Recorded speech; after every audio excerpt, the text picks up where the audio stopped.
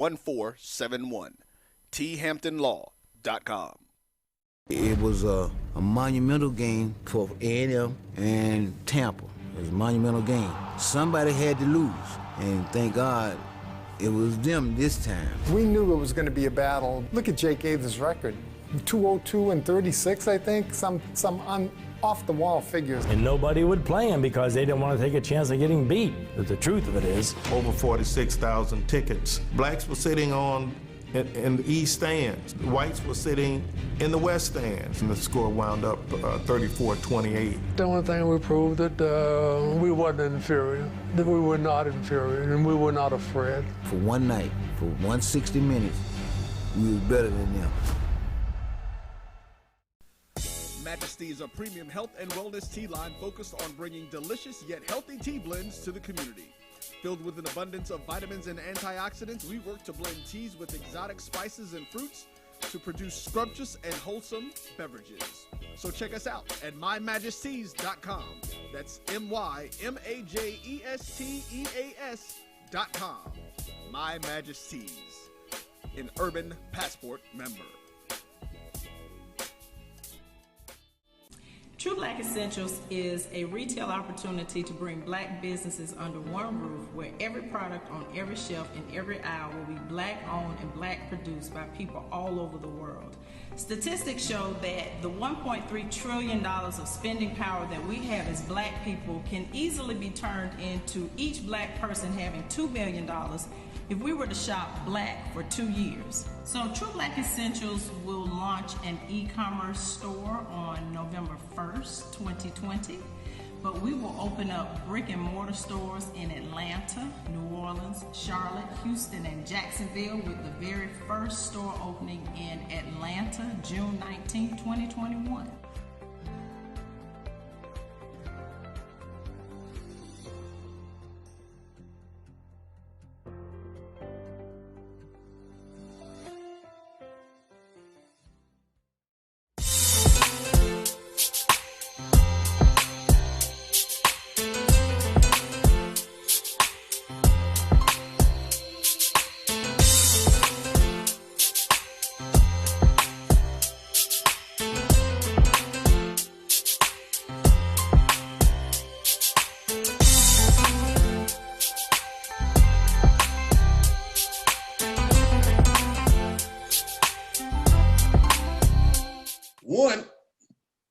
What's happening, man? Y'all know what it is. Today is Wednesday. It's hold on. Y'all know I got the sheet. It's the 27th of January, and it's 6 p.m. Eastern Standard Time. Welcome to Random Thoughts with DVP. That would be me, your host. We're gonna get into some things today. I got an accomplished troublemaker with me. I got my super producer, and I got Lyle, who say he gonna be the peacemaker. So we're gonna see how any of this work out, if he can keep the peace. And I already gave y'all a little snippet. We bringing some heat, and we inviting the hate because me and my boy Mindless Chaos. It is what it is. So we ready for this. But let me get my quick monologue in. I want to say happy birthday. If y'all got any birthdays, pop them up. I'm gonna say, let me give you a birthday shout out or whatever. What's up, Ernest? What's up, Nikki? What's up, Charmaine? For those of y'all on the wrong page, y'all need to come on over to Random Thoughts with DVP, the show page, so we can all see your comments. What's up, Cinnamon? Who owns Melanin Beauty Supply? She one of the sponsors for the show, so y'all come on in. But just to give y'all a little snippet. What? You know what? I don't even want to do no monologue. I just want to get straight into it and start some shit because I'm tired. And I told the fellas when they was like, are we going to do a show? I was like, you know what? I don't know if y'all want to do a show with me today because today I feel like starting some trouble. And y'all know when I feel like starting trouble, I don't be wanting nobody else to get no extra heat.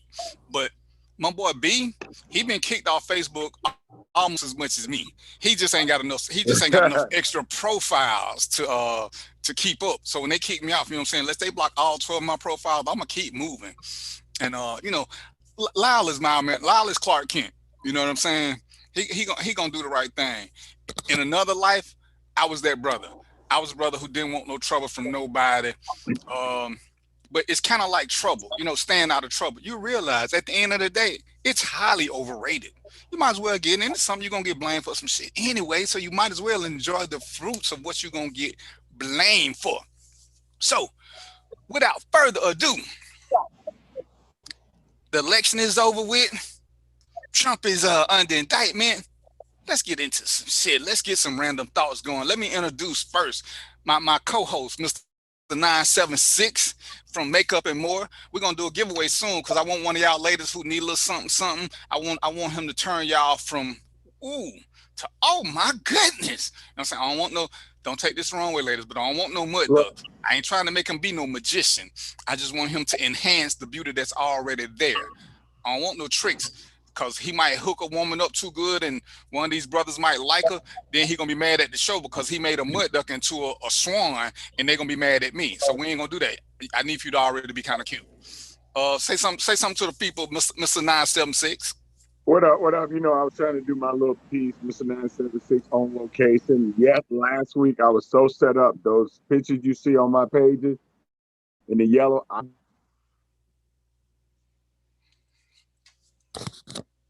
That wasn't us. You kind of disappeared though, but I like that cup. It looked like it's from Little Things by Khalil, but you know what it is. You see me. I had this, I had other stuff, but I said because we on the show, I got to do what I do, man. And it's very lovely. I love it. Same font that I got my t-shirts in, so we banging.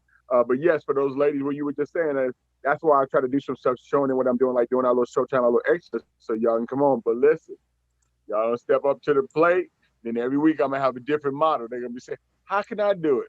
Here it is. DVP, give me a great opportunity. That's what's up.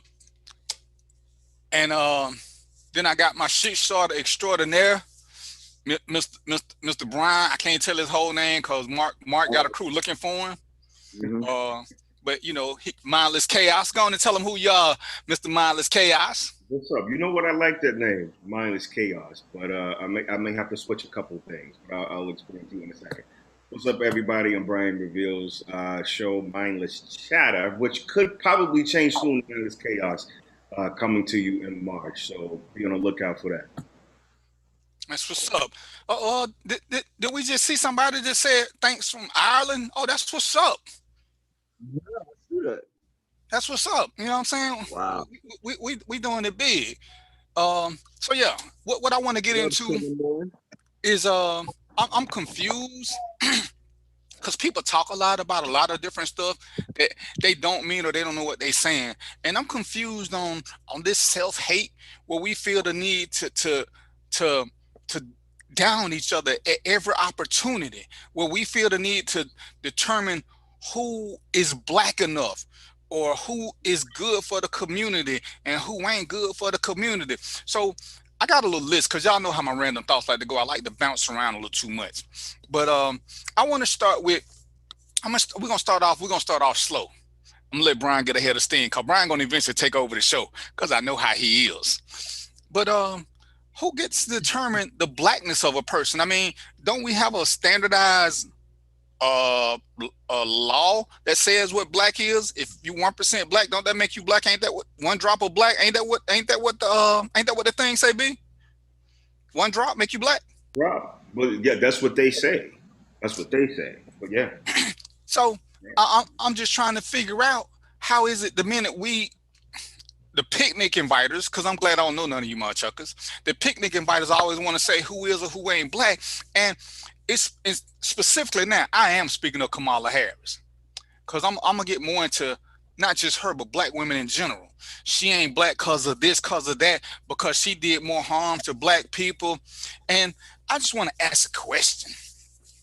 And I don't know B's whole history or Roy, but I just want to know: do we think that Kamala Harris sold more drugs than the average black dude? Because if we're gonna talk about who did harm to the black community, I'm noticing we don't never denounce Pookie and Ray Ray. We don't denounce nobody who does actual harm to the community.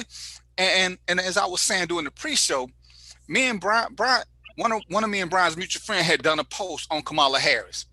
And I can't remember what Brian's stance was, but Kamala Harris was not my first choice for VP. She was in my top 10, but she wasn't my first choice. But I never questioned her blackness or her doing her job, because every time I see people questioning her job, they never talk about innocent people. They always talk about her convicting black people and how wrong that was, because I know we like the victim shame. So all the black people who had family members killed or hurt or something, because the oppressor was black, we shouldn't prosecute them and let's blame her. But as I said, and I'm proud of this, I was a cop. In that world, she couldn't have prosecuted nobody I didn't arrest. And a judge couldn't sentence nobody who didn't get arrested by me and prosecuted by her. But we blame her, but not the source of the problem. See, we like to blame somebody who we don't like. And I think we like, black men especially, I'm noticing this, black men love to degrade a black woman the first chance they get. And to me, that's kind of crazy. She ain't black enough. She date white people. She do all these things. Why is she so bad for the black community, B?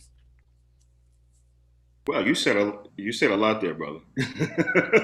I know. I tell you, I'm ready to start some trouble. Can't even lie. I see. Is she bad, or is she kind of what we need? I hear a lot of people basically making that same comparison to Trump, like, oh, we needed Donald Trump and we needed to be able to see the error of our ways. And, I can understand that perspective. I mean, I don't see eye to eye with it. With Kamala Harris, I don't think she's an issue. I don't think she's ever been an issue. Number one, the people who have an issue with her really don't even know what a DA is. They can't even explain it to you, because a DA's job is to prosecute people who come to the court. The other thing is that because she realized that there were disparities in the system, she actually did a program, and it was a program that was basically reintroducing convicted felons back into society. The other thing is that when she left a state role and she went into Congress, she was very effective in Congress. And I think that every opportunity she had to be on the right side of history, she killed it. So I don't understand what the problem is. I think that a lot of people don't research, which is why it's easy for people to get over on people, because they don't fucking read. But I think that, I don't have a personal issue with her. You made a comment that people have an issue with just black women in general and degrading them, and that's the first response that people sort of rush to. It's a lot of issues that are very systemic with that. I think we got a lot of psychological issues. So before we say anybody's bad, I think we got to kind of have to do some self-examination on that. But I think that goes back to your original question. What does it mean to be black? Okay, well, that's a code, right? Some people have a different definition than others, but I would think that, at the very minimum, I think the one drop rule should matter, Lyle, what you got for me? Yeah, man. So I'm gonna give my piece like this. And I'll tell you my honest and true feelings. I'm glad that she's in there. I think that she'll do a lot of good. Come on, Lyle. Yeah, Lyle, your connection killing me. I think no. What? All right, we're gonna come back. We're gonna come back to you, Lyle, because your connection breaking up. So, but and this is the thing when we get into this about her being black versus her doing her job. There is no way possible that we are ever gonna be 100% happy with anybody, and we need to get over that mindset. Just like when I talked about earlier, we need to get over the mindset about how we all got to agree on shit. We don't, and I hate when people say, "Oh, white people do." No. Who was the leader behind removing 45? It wasn't us, it was white people. So stop saying we got to do what white people do, because in a sense, we actually do need to do what they do. I got you, Roy. But because you know what we don't do? When white people get a cancer in the system, you know what they do? They excommunicate them quickly and efficiently. Ain't no holding on or hanging on to none of that. They just... So, right, because what I'm gonna do, fellas, I'm gonna tell y'all now. I'm gonna stop calling y'all because I realize y'all might not be ready. So just jump in when you're ready. Go ahead, Roy. I saw the look you was giving me. What you got for me? Everybody else got to introduce themselves, and then you just went through the whole list. He just skipped all over me and stuff. Yeah, everybody knows you're a celebrity, right? Everybody know you are. Whatever, but no. You're the media it's guru. funny to me. This whole thing with Kamala Harris is very funny. Or Kamala, I have to make sure because I believe it's Kamala is how she pronounces her name. But the thing is crazy. Kamala, because Kamala, whatever it is. After I started hearing all this stuff about she was locking up brothers in California, for the wrong stuff, for little things. I was like, okay, this doesn't even make any sense, because I had seen videos of her at events like that I used to go when I worked in the industry. When I worked in the criminal justice industry, there were juvenile justice and criminal justice events that they have around the country. And she was at these events and everybody was talking programs are so transformative and how her programs are killing the recidivism rate, making it difficult for people making it so people don't go back to jail and all this kind of stuff. So I'm like, well, these two narratives are not matching up. So I literally went and did the research, and all that nonsense that people were throwing out about what supposedly her thing was it's bogus. I mean, it's just, it doesn't even make any sense. She literally did the opposite of everything that they are saying that she did that was bad for Black people.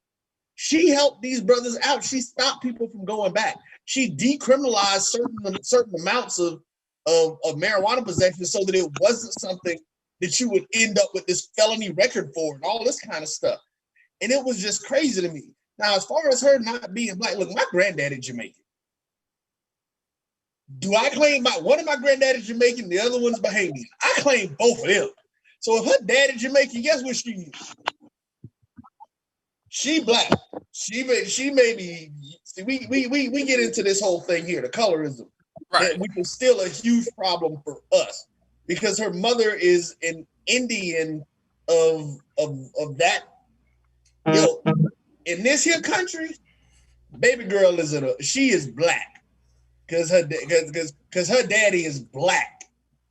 So that's not even the 1A. I think the actual thing is supposedly 1A. Which would make if you're one of your great grandparents. What up, Lee? Or no, one of your grandparents it's either great grandparents or your grandparents was Black. From a constitutional perspective. But why is that even important that we feel the need to color out? Right, but I'm saying we and at one point it was men, but it's a lot of angry Black women too. We just want to color out on it because and that's crazy. Brian, who and I wanted him to come when he said he was free. When we talk about love. And Roy, you and me, we big on this, and I don't know what Brian's philosophy is, but we big on Black love. But I will never fault somebody for falling in love with somebody from another race or nationality. Love is love. And if you're trying to date Black and it don't work out for you, why would I tell anybody to suffer through that? Because I talked about these dudes who I'm seeing, just stick with the man who slightly abusive, because at least he gonna protect you. That is super ignorant. I would rather that you fall in love with somebody who is good for you. If my daughter want to marry a white guy, I am not gonna punish her. If my son want to marry a white woman, I'm not going to punish him or disown him. Whoever he loves, he loves. As long as they good for him, hell, I ain't homophobic, but if either one of them want to do same sex, as long as their partner is good for them, I'm all in. But this whole Black thing where we want to determine the Blackness of somebody, this is akin to pure ignorance, and it's so racist in and of itself. And we love this, we can't be racist. Yes, you can. Understand the definition. Because if you got the power to change your mind, that's power. Well, we ain't got no money. Well, being ignorant don't cost money. So let's not confuse this. Because if we're going to let all people be racist, hell, trailer trash ain't got no money. So how can they be racist? Because they don't have no power either. So it's like we love this double-edged sword. And, one time I say, and Brian know this, like I said, I'm going to pick on Brian because he my dude.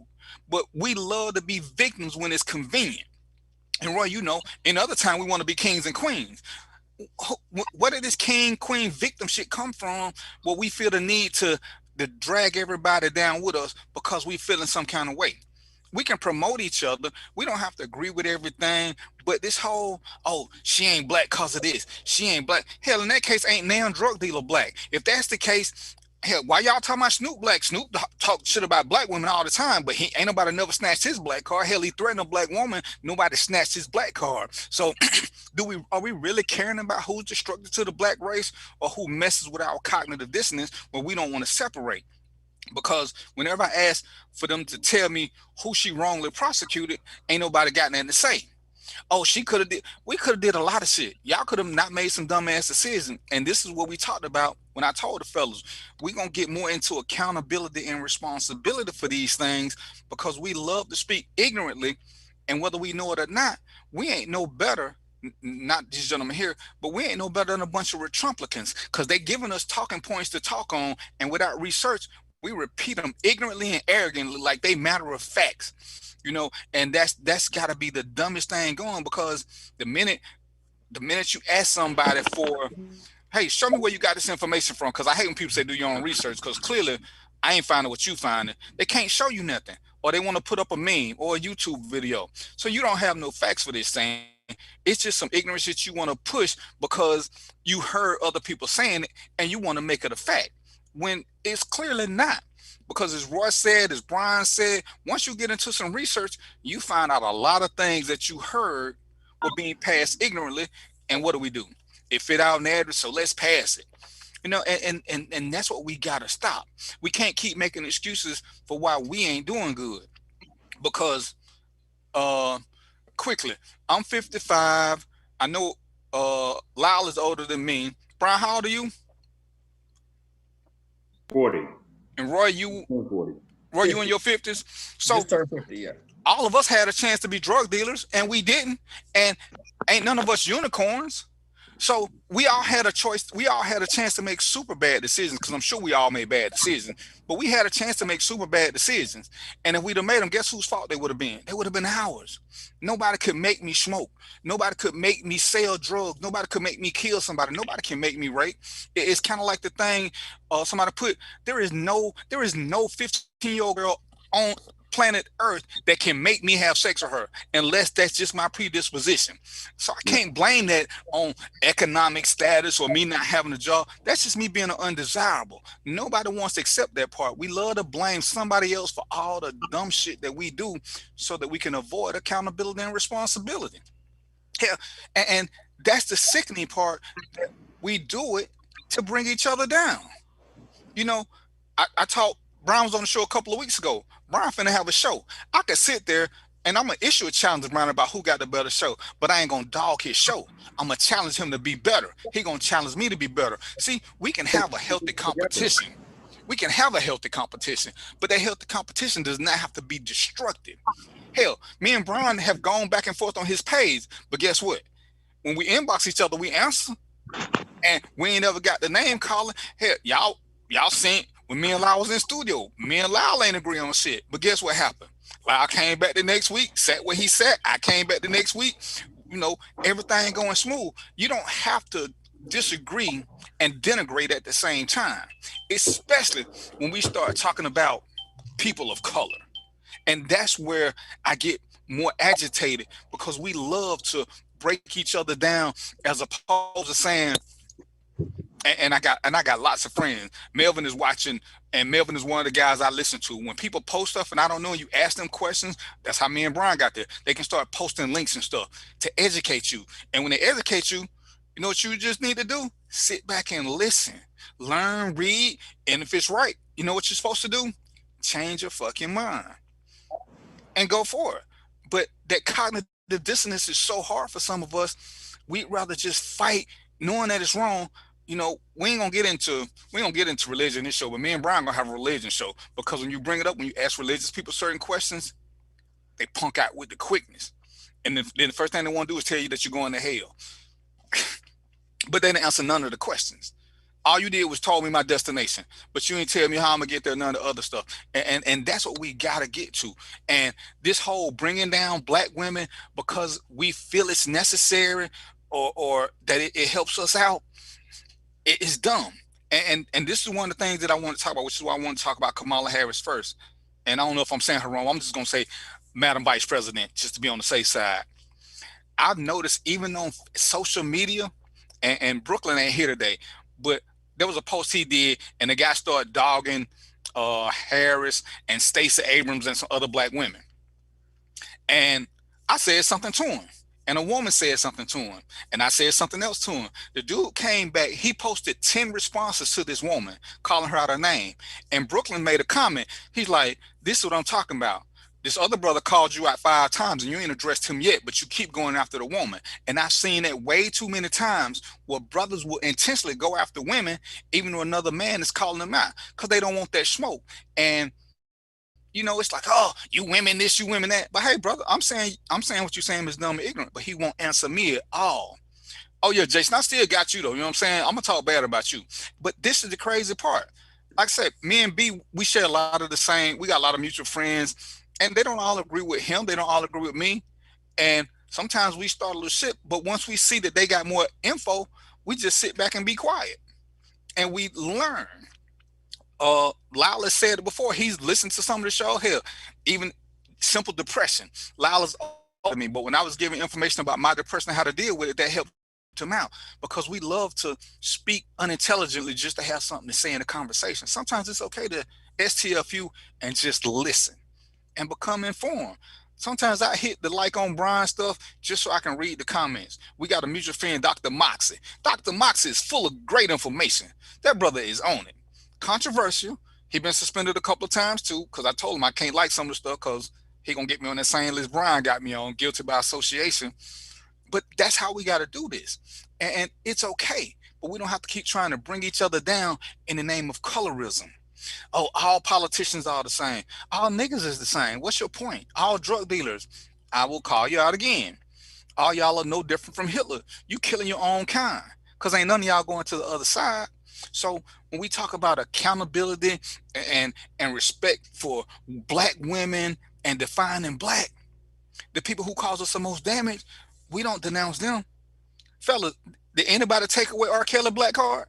Anybody? Yeah, of course they do. Who? They still love him. They still want to argue about him. Actually, that's the one thing I can say. I don't think I've ever heard anybody say that R. Kelly ain't invited to the picnic no more. Yeah, because we still love his music. And so we overlook it. I've never been an R. Kelly fan.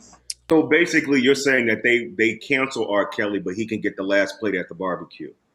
But they haven't canceled him, though, Brian. I don't put it this way. R. Kelly has not been canceled in mass.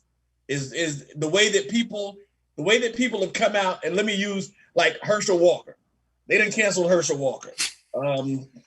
Listen, who's another name? Your boy Jason Whitlock. You know, like I think Jason Whitlock. And to me, the whole, just like Darren said, the whole cancel culture, it's overblown. It's like you can't have a fucking opinion anymore. Oops, did I say that word out loud? Okay, but you can't have an opinion no more. And that's the problem. That's a problem with a country that's based on freedom of damn speech. How can you be in a place where you have freedom of speech, but now you no longer have an opinion? And that's where we have the issue. And we have to realize, call them a coon, call them what you want. It don't change that person being black the way they think. That's just who they are. But haven't we always had a cancel culture? Because we were canceling Martin Luther King. We was canceling like Malcolm X. They wasn't the shit back in the day. So haven't we like always had that kind of dynamic about people? It's certain ones that make us feel good that we don't want to cancel. I don't care. I think what it is, I think that's part of the conditioning. Girls, that's what it is. And part of what it is, though, is that everybody don't want to fall into the sheep thing, and we want to be the first to call somebody out. Because, as Brian said, and I talked about this earlier, if Martin and Malcolm were around today, one, because they don't agree, one of them would be a coon. And it would be Martin first, because Martin met with a known racist to try to change things, which is why I don't get why people don't want to talk to. You got to talk to racists, because some of them don't know, because they've never talked to a black person, not a nigga, because you niggas don't need to be involved in nothing, but they've never talked. So they're speaking from a point of ignorance. One of my white Facebook friends made a post, and she said she is so appalled about what she saw with Trump being elected, because she wasn't raised in a racist household, but with everything that's going on, she found out that a lot of members of her household were racist because it came out. And she was like, I never knew this, but seeing what happened and the things that they defend now, she said she look at a lot of her family different. And that's what sucks, because white people, hell, even with us, black people, we don't know a lot of stuff. We see a lot of stuff. Hell, everybody putting, I'm gonna have to get rid of some of my friends saying how they think. If I only had friends, if Brian only had friends who thought like him or who thought like me, we wouldn't be shit because we would never get any information. We don't need a bunch of amens. You know, hell, Barbara's on here. Me and Barbara done fought about shit. We don't have to agree on the same thing. Sometimes it's simply about educating and sharing with me something that you know that I don't know or that I may be misinformed on, because we hate to hit that Google button and look up some stuff, because then it may tell us we're wrong, and then we got to acknowledge it. That ain't the fight we want. We want to be right regardless, and that to me is where it becomes a problem. Roy tell you all the time, I left Roy because I thought the grass was greener. Roy didn't never talk bad about me. Roy shared my shows. Roy didn't never have nothing bad to say about me, and I never said anything bad about my JBN. It was an experience that I needed, but I didn't feel the need to talk bad about Roy to get it. Roy let me go and expand my wings. I flew. I saw what I liked, what I didn't like, and I could come back and make an informed decision now because I had that experience. Roy didn't even tell me, hey, man, when you go, you going to hate it. He ain't say nothing negative to me. He just let me go, because sometimes that's what you got to do. But he didn't talk bad about nobody I went to. And that's what we got to understand about this whole process. And we keep getting so caught up in it because everybody wants to be a fake leader. But understand, you don't get to call yourself leader. People give you that title because they see what you're doing. Martin or Malcolm, neither one of them stepped up and said, I'm finna lead this cause. They presented their platforms, and people went to them. People went to them. Can you talk about that for a little bit? And I'm sorry to cut you off. Can you talk about that a little bit? Because you said that there were people who elevated him. So there must have been people who shared, obviously, his philosophy in order for him to politically move a particular way. Who were those people? Can you talk a little bit about maybe a lifestyle that they lived, but there's a certain kind of education that they had? You know what I'm saying? Well, and after the break. What we're gonna do is we're gonna take a quick break, and then we're gonna come back. Then I'm gonna get into a little of that, of what the parts that I understand. All right. So Roy, let's take us to break, and we'll be right back, folks. Random Thoughts with DVP with my super duper guests. We'll be right back. This is the Dean of the College of HBCU Sports, Kenyatta Cavill of Dr. Cavill's Inside the HBCU Sports Lab with Mike Washington and Charles Bishop.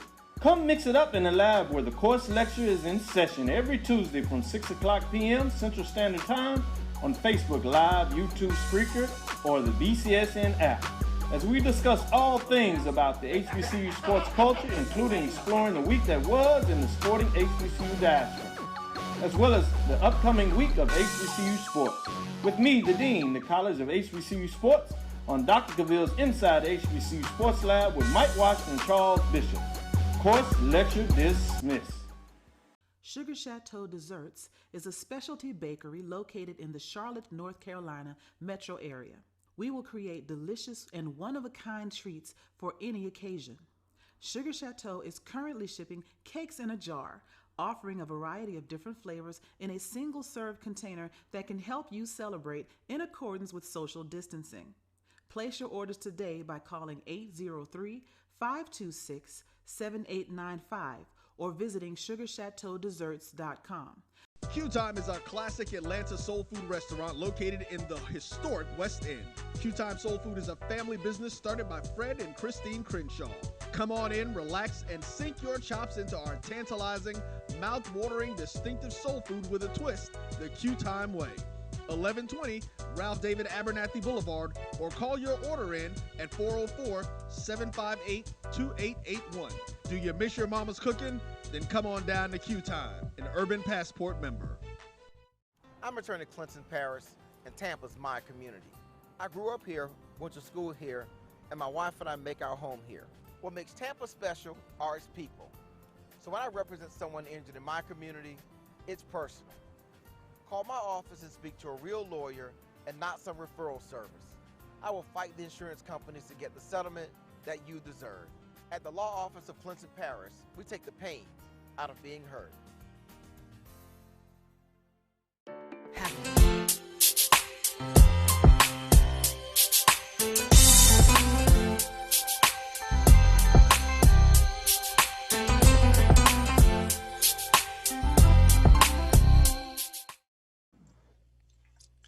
What's up? What's up? We back and we still having these heated discussions. And before we took the break, Brian was asking me some questions. I think about Dr. King and how he came into power. And you know, I don't know the whole story because you know I ain't that old. But a lot of it, and this is what we fail to realize. A lot of it, when he started his message, first he got his flock. Whether y'all want to call them sheep or followers or whatever, you know, we get so caught up in names that we lose sight of the message. But he had people who start liking his message. He's had people and they came in. Then the churches liked him, and then they brought more people. And I'm gonna give y'all a secret tip because y'all clearly don't understand. The reason he could be so effective and so passionate about his cause was he had a financial support system that came from people that didn't look like us. Because most activists are paid, whether you want to accept that fact or not, because it's hard to work and be an activist. And that money came from a lot of different people that didn't look like us who supported the cause. And as we look at certain things, as somebody was saying with this recent thing that happened at the Capitol, most of those people got turned in by people who didn't look like us. It happened by people who didn't look like us, but their own people would turn them in. See, that shows the shift. Lots of people know what's right and what's wrong. It ain't just us. And that's what we like to think, because we can't do nothing without finances. Finances help the ship go round, you know, and that's just how it is. So once Martin had that buy-in from the community, from the churches, even though he got a little kickback, and that was more with Martin because Martin's kickback came from another Negro who felt like he was still in his power. Martin didn't have that from a lot of them, or the ones who did went on ahead and ceded power because they realized they were fighting a losing battle. You know, there were some people in his camp who wanted to be him.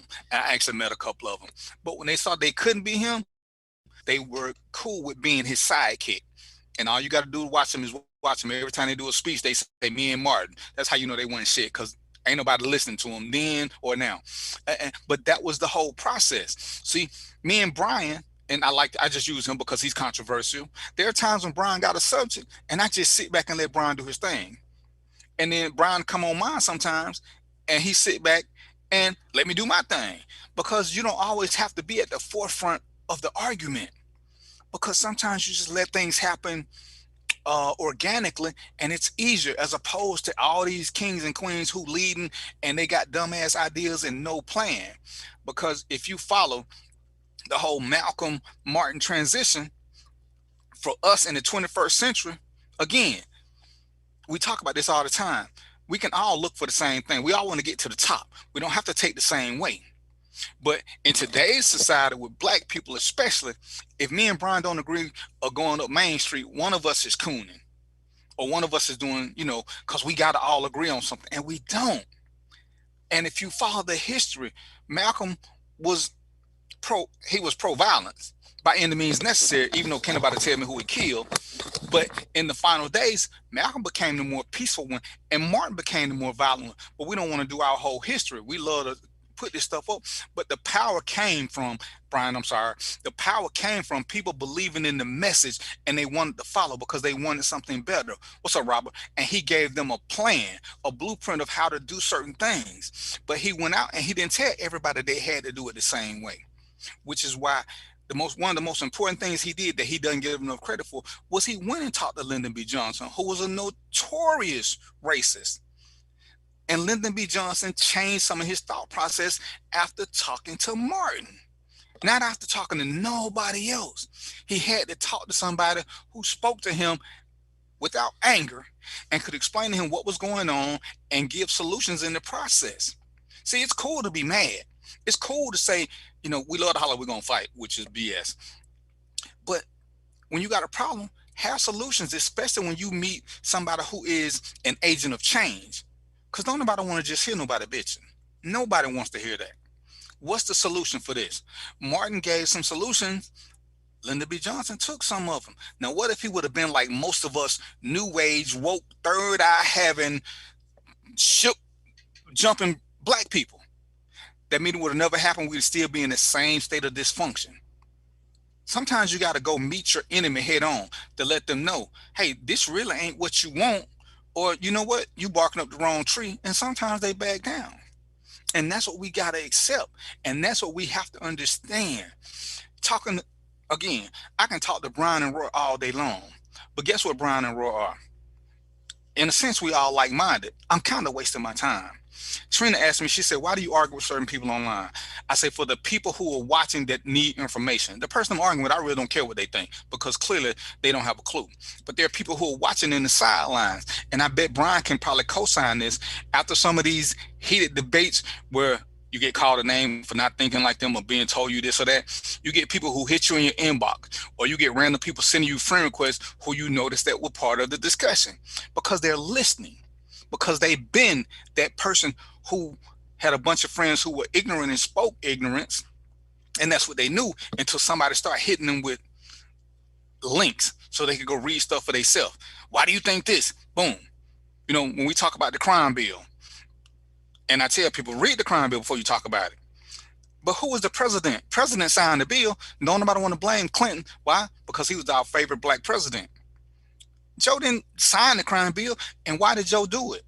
Joe represents Delaware. Delaware ain't having these problems. Right. Who asked him to do the crime bill? Black caucus, black clergy. Why did they ask him? Because they knew he was a great negotiator and had the juice to do it. But we don't want to blame none of them. We want to blame him for putting criminals in jail. Make that make sense. We want to blame Madam Vice President for putting criminals in jail.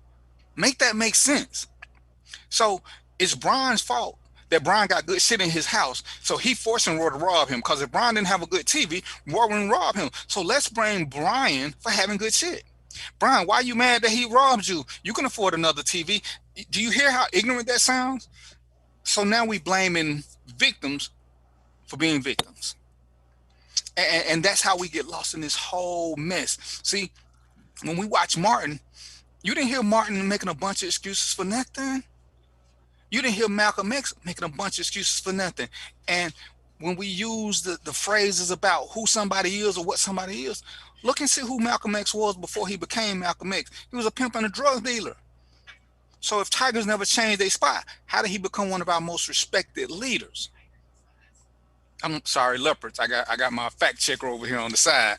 But if you can't change your spots and you are who you are, how did Malcolm become who Malcolm was? He was what he was, and he didn't make no shame about it. But he saw the light and he changed. Harris has made some mistakes. She's announced some of them and she made change. But we're gonna hold her to what she used to do when she was 20, because I'm sure all of us think like we did when we were 20. None of us grew up. And these are the things that hold us back, because we want to hold, you know, shit. I remember back when I was 15, Brian stole my 9-laters. So now at 40 something years old, I'm still mad at Brian about some 9-laters. Some 15-cent 9-laters. Because once a thief, always a thief. What you got to say? I mean, 9-laters is a fight in the fence. What you say, B? I know, that's what I'm saying. Like, somebody's actually still mad at me for something that trivial. I'm just saying, people will hold the hell out of a grudge. You know what I'm saying? Right, and we fail to move forward because of that. But Brian, you know what? The reality is they're probably not mad at you because of that. What they're probably mad at is that you've grown and you've become a better person than you used to be. Because see, that's another problem that we have. We have a very difficult time with people growing or outgrowing us. And you know, like D said, when he talks about when he left the network, you know, I did a post yesterday, and what I said in the post was, I don't grind to be in the spotlight to be seen by other people. I grind so that I can be the spotlight for other people to be seen. Wow. Woo! I don't have an issue. I tell people all the time, my roommate in college came up with a term, and I use this term to this day, and I will live by it. I can live my life incognito. Ain't nobody got to know who Roy is. You know, it's just that when we get into these discussions, I always got something to say. I mean, you know, that's just what it is. But other than that, how many times have we been out and you had to, when we were doing live shows, and you had to tell somebody, oh, that's the owner of the company. The guy running around, moving all the cameras, pulling all the wires and doing all the stuff, because they just thought I was just the general producer. I'm like, I don't need that. When we're out, he's the show host. He's the one that people came to see. They didn't come to see me. So, we have to get out of the idea that we don't want nobody to be bigger than us. And that's one of the challenges that we have, especially, and I hate to say this, but I don't hate to say it, it's just frustrating that we have to say it, especially us as Black men. We don't want to see some other brother being and having more shine than we do. I got to be that dude, that dude. Isn't that the term they use? We have to get beyond that.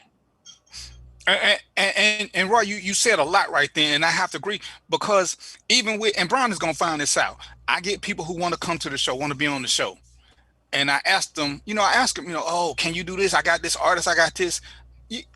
I look on the little thing to see what we got in common. You ain't even like my page, but you want me to help promote you, but you ain't gonna do nothing for me. And to me, that's insane. I mean, hell, Brian done did watch parties with this show.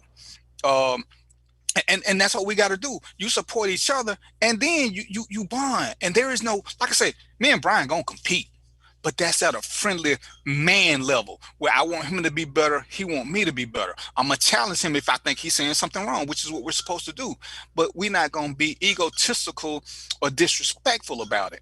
And as we get into this, oh, how he get all these people? How he get? Why him? Why he get this? Oh, that should have been me. And if you look at, and I'm gonna get back on point, but if you look at Blacks who didn't make it, the Vince Youngs, the Wesley Snipes, ones who got in trouble financially, who surrounded themselves with Black people and ended up losing everything because jealousy became a point where people wanted to see them come down. And that's the cool thing with us, because we don't want to see people raise up. And to me, that's crazy, because my marching theme is, I need for Brian to make it. I need for Roy to make it. Hell, I need for Lyle to make it, because if they all make it, then they give me somebody I can borrow money from. If I subdue them, who I'm gonna borrow money from? And to me, that's more the mentality that we gotta have, is that as long as we rising up together, it's all to the good. Because then we become a more powerful unit as versus a more powerful me. You look at Martin Luther King's entourage. Did he need all them people? Of course not. But it don't hurt to have them, because sometimes you just need another voice to come in to say what you're saying in a different way.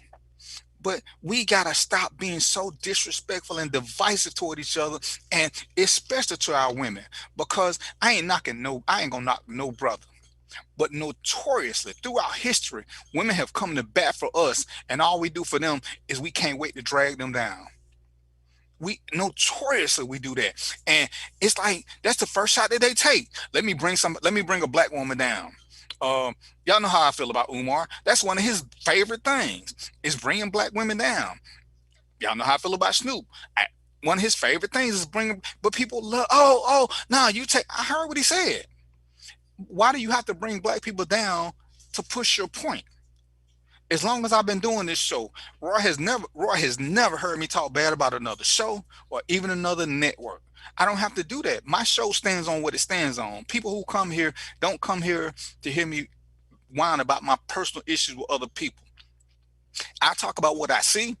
Like I said, and yeah, I start shit when I want to, and I do it for a reason, because since I got somebody over the side harassing me, Trina, my fact checker, I say, we argue with certain people for the people in the background who watching, because it's just like having a child. You never know who's watching you, what they mean pick up for you. And that's how you start getting people to be on your side. People start inbox you because they got questions, because they like your mindset. One of Trina family members called me and asked me about voting. I know why I voted for who I voted for, but I ain't told nobody they got to vote for who I voted for. Do your own research, because what's important to me may not be important to Brian. So I can't tell Brian that he should vote for the same candidate I vote for. Do your research. Am I going to get mad if you don't vote? Absolutely not, because if you don't have somebody that you favor, as Malcolm said, treat your ballot like a bullet. Don't waste it just because you got it. But once you feel strongly about something, go for that, and don't let nobody tell you different. And if you don't. I mean, hell, sometimes we want to do stuff, but we don't have no good options. So what do? We go to sleep. We don't just do it just because we can. And that's what we got to start understanding. And when we going to put out misinformation, because that's what we're gonna call it first. Because I'm gonna be like Lyle. I'm gonna be politically correct on a nice guy. So Brian, I want you to just drink right quick because I know this you ain't politically correct or a nice guy. So people put out misinformation, which Brian would call outright lies. They try to down somebody, and if you question them about it, oh, you just another one of them. No, all I'm asking you to do is tell me where you got this information from. Oh, do your own research. So what you're saying is you don't have no research for this. This is just a basic feeling. And what's the rule? You can't make your feelings be facts. Facts are facts, and they're easily proven. You know, for me, it was stupid for people to say that Trump won their president, because if you were American and you live in this States, he was your president, whether you liked him or not. That's just a fact. Oh, he ain't my president. See, I'm gonna quit talking to you because right now you're speaking emotion. There's nothing I can get from this conversation because you're speaking from here. This ain't that conversation. We need to talk facts. Why don't you like him? Let's go from there. You know, somebody just talking about he was the greatest president ever, but that's a whole nother show. But when we're talking about us in general, the blackness, you know, who is what, and I tell people all the time because I did the research. Was it either Bob Marley or Ziggy Marley? One of them got a white mama, so is he not black now? So when we start looking and see that a lot of people aren't 100% black, who do we start disowning or not inviting to the picnic because or whatever? Somebody said, "Oh, Bob Marley's dad was a white owner." Okay, right. So who do we start kicking off the picnic because, you know, what is this all about? And who the hell want to come to this picnic anyway? Y'all got some shitty baked beans in the first place. But hey, D, hold on. Let me jump in because Cinnamon actually just said something. It is funny because it's an interesting process about something that's happened over the past couple of days. Yesterday, well, what Cinnamon said was that they're getting their information from a 2-line meme. And it's funny, and I'm bringing that up because I don't know how many of y'all heard about it, but yesterday, Whoopi Goldberg wore Prince Hall Mason's sweater on her show. She was at home and had a Prince Hall Mason, actual sweater on and everything, right? And boy, you know, of course, I'm a member of fraternity, so I know how it goes. People losing their minds. They like freaking out on this thing. And somebody puts out a meme that says Whoopi was wearing that in honor of her late brother, that she had gotten permission from the lodge, and that she was, you know, she had been working with them for years, and that they, you know, she was donating some money, right? So Whoopi got on the show today. It was like, I ordered a sweater off the internet because I liked it. I don't know why people upset. So I'm sorry. I won't do it again. I'll never wear the sweater again. But that meme about her supposedly having the permission from the lodge, I mean, it gone everywhere. And people are like, oh, see, this is what happened. This is what happened. And that's that thing. That is one of the biggest challenges that we have, is that if you put something out on the internet, all you really need is 3 people to look at it and believe it's true. Once those first 3 people believe it, it's a wrap. It's going to become fact for a certain number of people, period, end of discussion. No matter how much information they actually have or are given, they are going to believe that. And that's the biggest problem with what we have now, because it's a matter of, if I can see it, I can believe it. I see that meme, so it must be true. And you know, it's crazy because that was one of Brian's posts. And I said, all people got to do is wait, because I put on Brian, supposedly this is what happened. And I shared the meme, and Dr. Moxie came back and showed, or Brian came back and showed where it came from Etsy. And that's the thing. Why are we so quick to judge? What is it when people always ask me about a police event or something? And what do I always say? Give me 2 weeks. Let me wait. Let's wait till the information come out before I start judging. Because we can all make snap judgments with no information, and then we got to go back and say I'm sorry. We got to go back. Why say you sorry? Just shut up and wait for information to come out, and then you can make an informed decision. But they don't ever say they sorry though. Who's saying they sorry? Because when obviously, you know, just like you said, when it came out, and I did not delete my post for a reason, it's still there. When it came out, I said, why y'all mad at Whoopi Goldberg? Be mad at Etsy.com. Right, but ain't nobody gonna be mad at her. And and what? Let's be clear. Whoopi Goldberg is not going on the fucking internet buying sweaters for $30.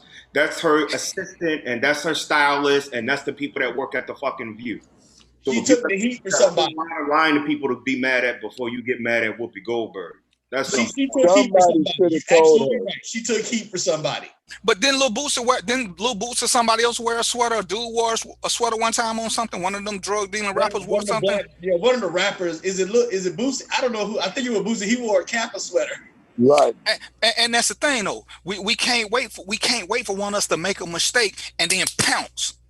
And we just jump. And you know, whether because you know, this falls out of our economic range. When you got somebody who does stuff for you, you depend on them to do the right thing. You don't always check behind them because you have a certain sense of faith in them.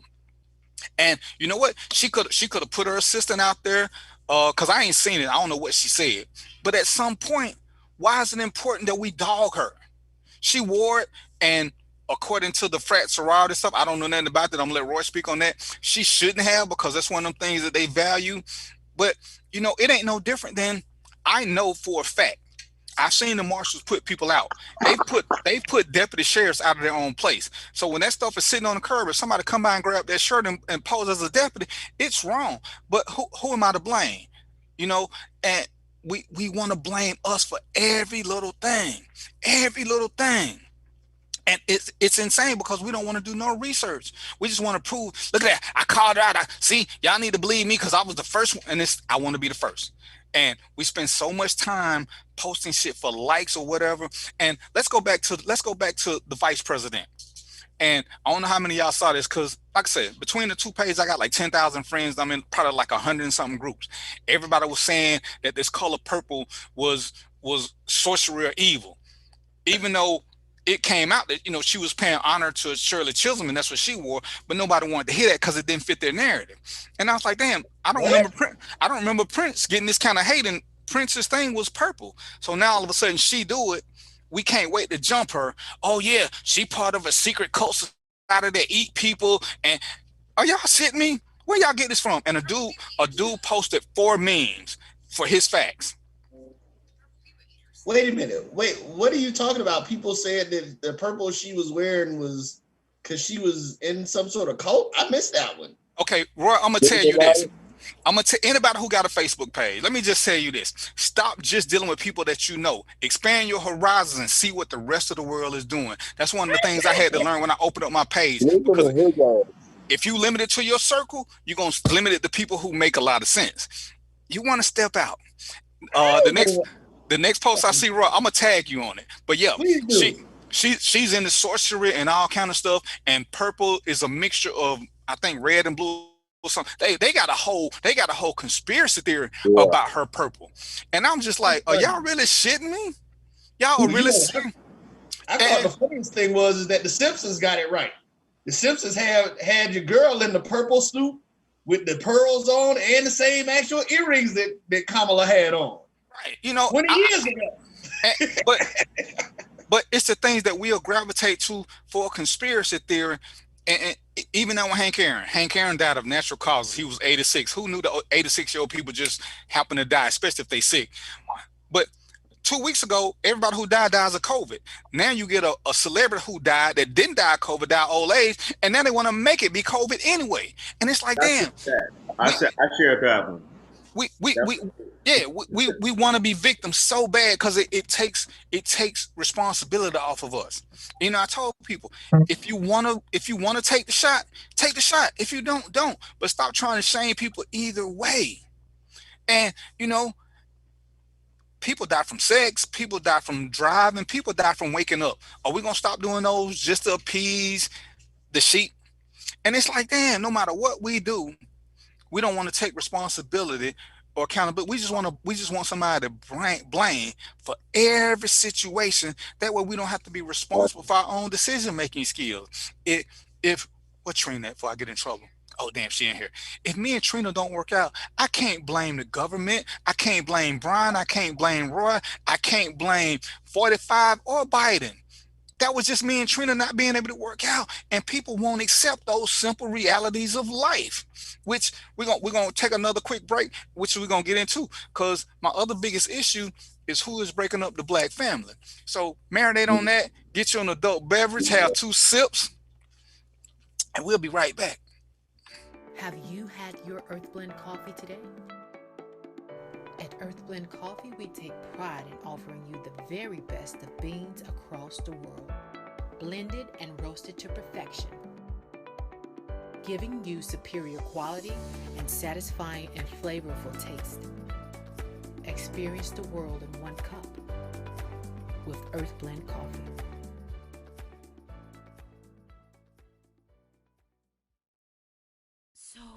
Shop Velvet Online Women's Boutique to spice up your closet with trendy, unique looks. We have fashionable and chic looks at very affordable prices. Velvet Boutique offers free shipping all year long on all orders. Shop online at www.melvetboutique.com. That's www.melvetboutique.com. Like us on Facebook and follow us on Instagram. Shop Velvet Online Women's Boutique. It's never too early to plant the seed, to share the tradition, and instill a sense of pride in your HBCU with your little ones. HBCU Pride and Joy Children's Boutique helps you share your school spirit with a wide selection of adorable kids' apparel and accessories officially licensed from your favorite HBCU. Visit hbcupridejoy.com and follow us on all social media at HBCU Pride Joy on Facebook and Twitter. Let's face it, shopping for insurance can be time-consuming. That's why when it comes to your auto, home, and life insurance needs, make things simple and trust the experts at Allstate. They will help you get the coverage that fits your needs while helping you bundle your life, home, and auto policies. Bundling saves you money, sure, but it also saves you time, so you can enjoy the things that matter most even more. Contact me, Tammy Haynes, your local agent, for a free personalized insurance quote. Allstate, are you in good hands? Are you hungry for authentic Caribbean food like jerk chicken, oxtail, red snapper, shrimp, tofu, and rasta pasta? Well, find your way over to Mango's Caribbean Restaurant, 180 Auburn Avenue, right next to Royal Peacock in downtown Atlanta. Them belly full, but we hungry. Mango's Caribbean Restaurant, open daily from 11 a.m. to 10 p.m. And on Friday and Saturday, we're open till 4 a.m. Come to Mango's and put some spice in your life. So we've got a good thing going. Mango's Caribbean Restaurant, 180 Auburn Avenue, right next to Royal Peacock in downtown Atlanta. For more info or directions, call 404-698-3992 or log on to mangoscaribbeanrestaurant.com. For instant coupons, text MANGOS to 313131. Tell your mama hungry, papa hungry, brother hungry. Mango's Caribbean Restaurant, authentic Caribbean cuisines.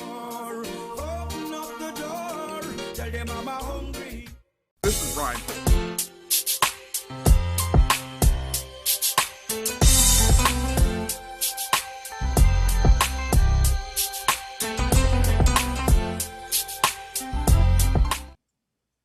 We want to thank everybody for tuning in. And the first thing that we're going to do is shout out one of our sponsors. We're getting their commercial together, so you seeing them in rotation really soon. Melody Beauty Supply.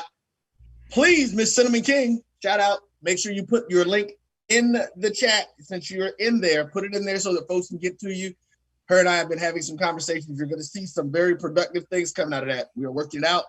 But we in a $3 billion industry that is dominated by someone who does not, or people who do not look like us. This is a sister who can get you your supplies and get you the things we need. So melaninbeautysupply.com, check them out. And I think she will put the link in there. But now back to your boy, DVP. And y'all make sure y'all tell her DVP sent you, you know what I'm saying? All right, so the biggest issue, it's 7 o'clock now, because this one I figured was gonna take the most. Cause I'm gonna let my boy Brian do his thing, cause he be posting stuff, and sometimes I comment, sometimes I don't. But I be ninjaing his page, cause that's what I like to do. Sometimes they ain't nothing for me to say other than hit a quick button so I can follow the comments. And this is one of the craziest things that has been bothering me since the beginning of blackdomism. what really broke up the black family? You know, I'm sure y'all have seen these things where black men, mostly, are driving this narrative that welfare broke up the black family because of yada yada yada and yada yada yada. So I've done several surveys. Like I said, I'm probably like in 150 different groups. And let's forget the angry baby mama. Very few women, very few women have ever said, I want to have a baby so I can be on welfare. Or I want to have a baby, but I don't want the baby daddy around. Now, let me give you some context. There are some women who want children and don't necessarily need the father, but most of those women are established and financially capable of sustaining it on their own. So every time I see a man holler, oh, welfare put me out the house, excuse my French. No, nigga, welfare didn't put you out. Your ability to not want to do shit got you put out. You know, you told her you were gonna be there. You do for the baby when you can. That's what. So she had to get money from somewhere because you was doing other shit. You was clubbing, buying bottles, buying Jordans, buying Nintendos and Xboxes or Ataris back in the day, but you wasn't taking care of your own. Stop blaming the government for that. And before I pass it over to Brian, because this is who I'm gonna tell you, welfare and the government system made it hard for it. It made it hard for a brother like me to step in and be a step/bonus dad, because now she's got to give up something to even date me to be around because the system is in her business. But for the biological sperm donor, welfare couldn't even get into their world unless you wasn't doing something. Because I have two biological kids. Their mothers never had to go to welfare because I took care of my kids. Not when I could, I took care of them even when I didn't take care of me first. So Brian made a topic on this, so I'm gonna let him lead this discussion, and I'm gonna sit back and be a true co-host. So Brian, go ahead and step in and do your thing. Get some of this heat. Get some of this heat, brother. I'll take some of the heat. You know, why not? Let me take it. So wow, what broke up the black family? I know this may be controversial because I think we like to give passes to certain things. I wouldn't say what, I would say who. And I'm going to put that responsibility on the black woman. Why? Because I think that throughout the African descent, whatever you want to call it, black male experience in this country, I think our plight has always remained the same. But when the black woman started to take her cues from a white feminist female movement, and you were blinded, you were misled, you were in her struggle, that's what a disconnect. Okay, I think my internet's back. But I think that's what a disconnect kind of broke down, you know? And throughout the past, 2 generations when this started to happen, there's no true examination of here's the part I played in the breakdown of, you know, sort of the backbone of our particular group. So plain and simple, I say it's the black woman. Does a black man play a part in that? Absolutely. But I think that when you look at the backbone and where it lies and where it has consistently lied throughout our lineage, whether it's Native North America, indigenous to this land, the Caribbean, even, you know, fucking South America into Africa. I think that the black woman held, if anybody who reads, you know that people like Frances Cress Welsing, you know, and I forget the lady who escapes, even Sister Soldier, right? There have been people who have come out and said certain things over the past 70 years about what the breakdown truly is and who should take the brunt of the responsibility. I think that, you know, those women kind of echo the same thing, and I see their point. So I'll say that. So Brian, what's your answer? What's the short one? You said the women are to blame? Yeah.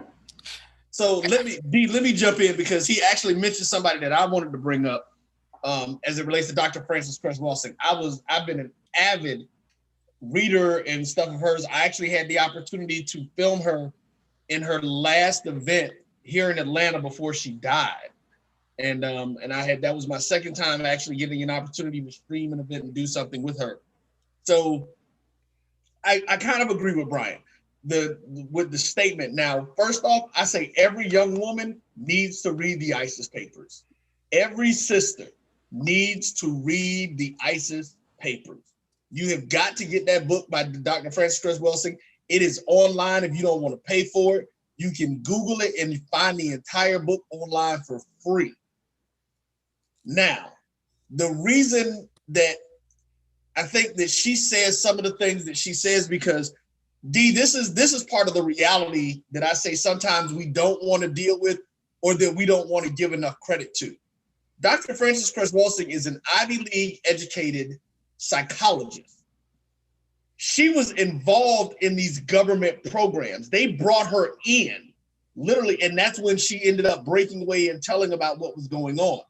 So there is some validity to the fact that welfare had a very large impact. The way that the laws were written in the urban areas had a very large impact on Black men not being in the home, because this was during the same time that they ended up taking trades and stuff, or they started taking trades and stuff out of a lot of the urban center high schools and doing that kind of thing and making it difficult for Black men to get jobs. And so now, in order for you to feed your family, the requisite thing for the government to help you is that there can be no man in the household. Now, D, me and you've had this discussion that, so what we really should do as a family unit, which would have been done if we would have said 30, 40 years ago, and when I say 30, 40 years ago, prior to the 70s, we would have just sucked it up and figured out a way as a husband and wife to say, damn it, F the government, we're gonna do this on our own. But see, one of the things that people have to realize is that that shift in the civil rights movement changed the mentality of a lot of people, especially Black people, because we were trying to aspire to be something that we didn't need to do. Can I chime in just 2 seconds, just 2 words? Because we got to make sure the audience is very clear. What we were aspiring towards was whiteness. That's what we were aspiring towards. Right, and that's exactly what I was gonna say. So now that we're in this system and we've become dependent on this system to do certain things and to live, you know, remember prior to 60, 65, 67, whenever it was 60, even here in Atlanta, I saw the documentary about them wanting to sit at the counter at the Walgreens that was downtown. The brother who was one of the lead people in that, who was one of the kids sat at the diner table, he said, man, when I got there, that was the worst burger I had in my life. And he realized we spent all this time trying to get into this place, and now we lost the place that was feeding us. We lost and we gave up the people who were taking care of us. The community, we gave our community over and took upon ourselves for the system. So when she talks about, I know when Dr. Frances Cress Welsing talks about the stuff with sisters, D, I know this is something that you've heard me say before, but we use this, or we've had shows around this one. 95% of everything most men do is for the attention of a woman. And that's why Dr. Frances Cress Welsing says that women have a lot more of the responsibility of what has happened to our community. Because if you all, and I think that's what that movie Chirac was supposed to be about. I never watched it. But the women, if they got together and be like, y'all ain't getting no coochie, the gangbanging will stop overnight in Chicago. You know, it would change that. And that's a real base way to look at it. But see, that's what we have to realize. But those systematic things are in place. But again, we are the best answer. Oh, I was on JT's show last night, D. And this is the same point, and I'm gonna finish with this. But this is my opinion. I said that the biggest problem in the Black community is Black men, but our best answer is what? Those same Black men. At this point now, and to what he said, it may have been the women in the past, but if we as Black men stood and started saying, you know what, we're not gonna do these things anymore, we're gonna set this standard so that our community moves in a different way, even in the eyes of our sisters, we can change that process. That's my opinion. We are the ones who have to make that difference at this point. Go ahead, D. Hold on. Let me get one more sip. Man, because you're about to go in. I know I ain't gonna get nothing, but go ahead. Go ahead and get your piece in, like, yeah, because I'm finna go in. Go ahead, Lyle. Say what you got to say. Let me get another sip. I am, and I'm gonna say this. So I'm a little bit on the other side. Roy came around at the end and really give some onus to men. I'm not as well read as B. Roy on the teachings of what they say women is, but I really think it's a couple of things, and I don't know if these are going to be excuses that you talked about that contribute to that. But it's a lot about men, about us, or we're talking about the 60s, because I'm older than all y'all, the 60s, the drug epidemic, the drug selling, us from Vietnam getting hooked on drugs. That was a lot of attacks on the Black men that had us coming up from the bottom, right? But the Black women had to. Part of the women's lib that you guys talked about and was started by white women. But because women have been down for a while and they had to start coming up on their own because we weren't always there. Now, it's a lot of brothers that had a household and who have been there, but it's a lot, and that number is large and ain't. So the women at one point, man, was forced to have to take that position or do whatever. Sometimes we talk about us men as our position as a backbone. Sometimes it was the women who had to really had our back. You know, I know you was married for a long time, D. I did like 27 years, man, and my woman, she has a doctorate degree now. You know, Renee is a strong Black woman, and you know, just like Trina, they really got our back. So I can't say that the women is a problem. I say that they're, with me, Mr. Politically Correct, there are a lot of contributing factors to the demise, I would say, of the Black family or the Black household, you know, but with drug addiction, the wars, all that. So go ahead, D, you got your neck going. He's itching. He itching. Player. That's my take. Y'all know how I feel about yesteryear, because we all claim to be intelligent. We all claim to be this and that. So y'all know excuses don't really work for me, especially for a system that most of us never saw or lived in. Most of us ain't never been slaves, and I get the history. I truly do get the history, but we weren't a part of that. We keep going off what somebody told us, and we know that the victor wrote history and they skewed it to where they want to. So if we know better, and I get, because women, don't get it twisted, there's some things I'm going to blame you for, but not this one. Because it was mostly us who wanted to have that feel-good sex. It was mostly us that when she got pregnant, we challenged who the baby daddy was, knowing that we was her first or only. It was mostly us who didn't have enough finances to support a family, but we didn't consider that when we wanted to have that feel-good sex. Because I am willing to bet again. This is why I like being in different groups and having a whole different set of friends, because when you ask people who don't know you questions, they don't say anything to appeal to you because you don't know them and they don't care about your judgment. But most women have never said, let me have a baby so I can get on government assistance. Most women will struggle with a good man before they get on government assistance. So pushing them to government assistance is because us wanted to do what we wanted to do. We wanted to be fruitful and multiply, because that's one of the few times that Black dudes want to claim they know religion. Oh, be fruitful and multiply. It don't say nothing about take care of your children. So I don't know where y'all got that from. That was on us, and we all want to be kings, and we want submission. What do we want submission for? We ain't got no money. We ain't got nothing. All we offering is sperm and lies. So yeah, when we get to this portion of the game, when I hear dudes, especially if you're younger than me, welfare ain't that big a thing now. Welfare don't pay no money. So for us to think that women want to get on welfare and give up everything, welfare ain't making nobody rich. So, and again, it's what, about 60% them.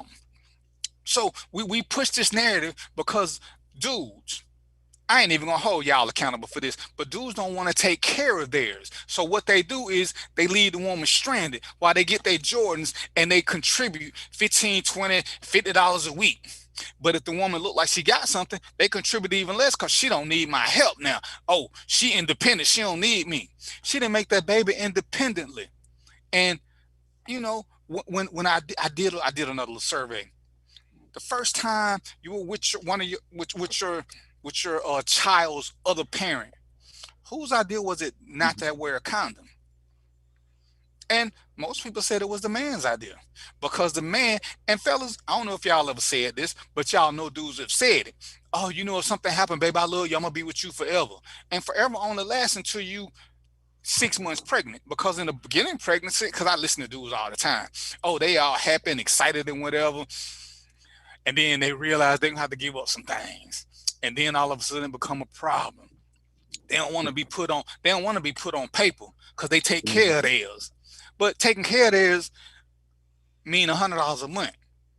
Oh, I do what I can when I can. So when the baby hungry, and now the mama got to do stuff, you mad. Or when she get to do it to start taking care of it, we get mad. Oh, you got some other man taking care of my child.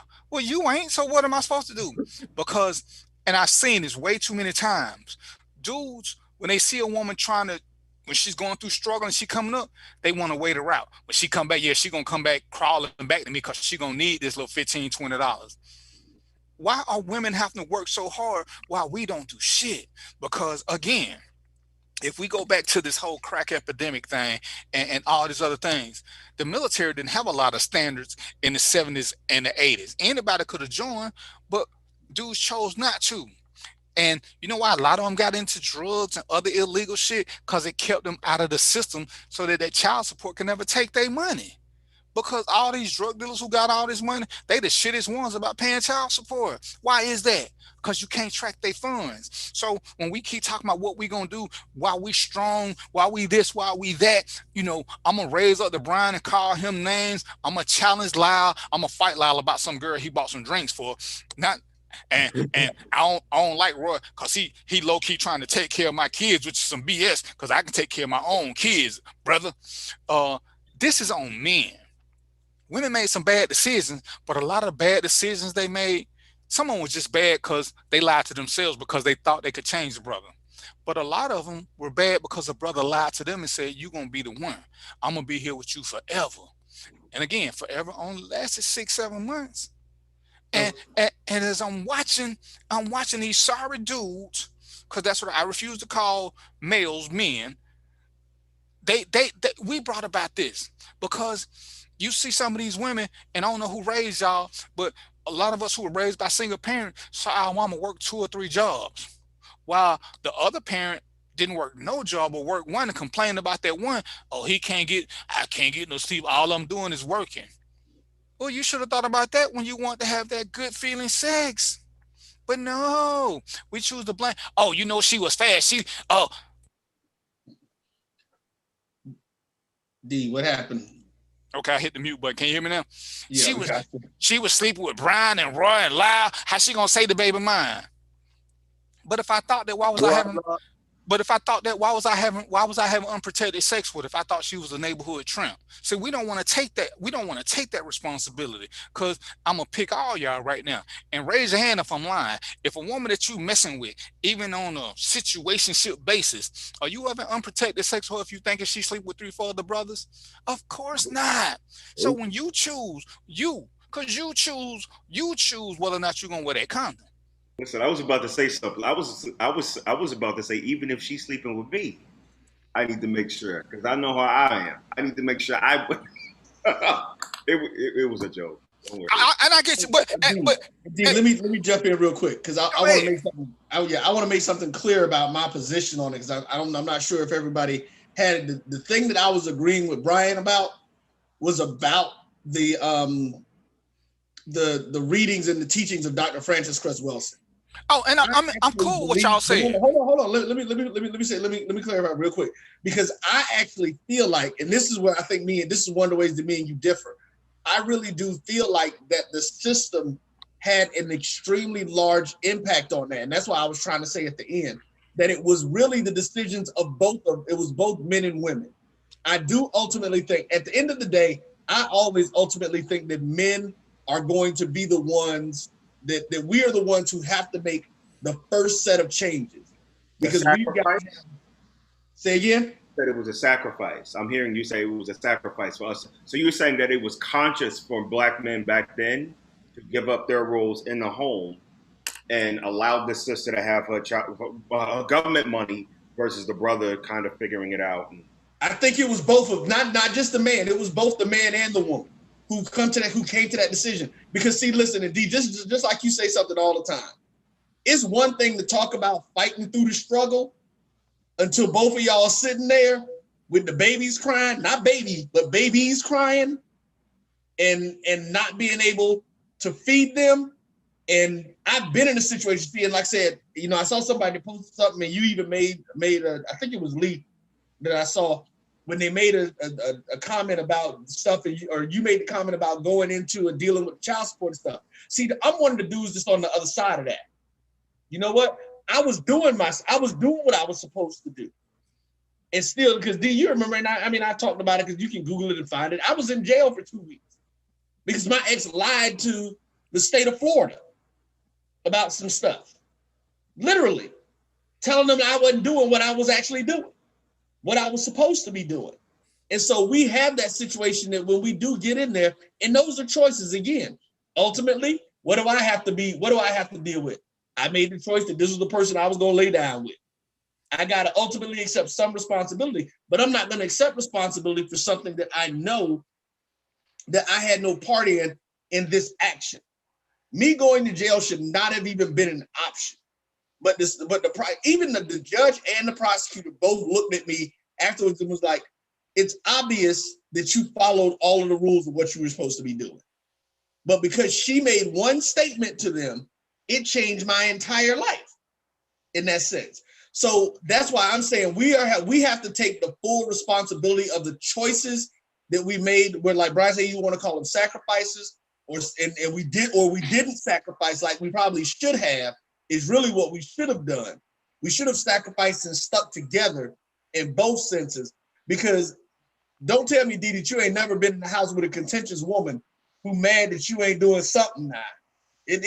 But again, it's both of us. That's what I'm saying. I'm saying it's both of us, but the system played a larger role than what I think you believe it did.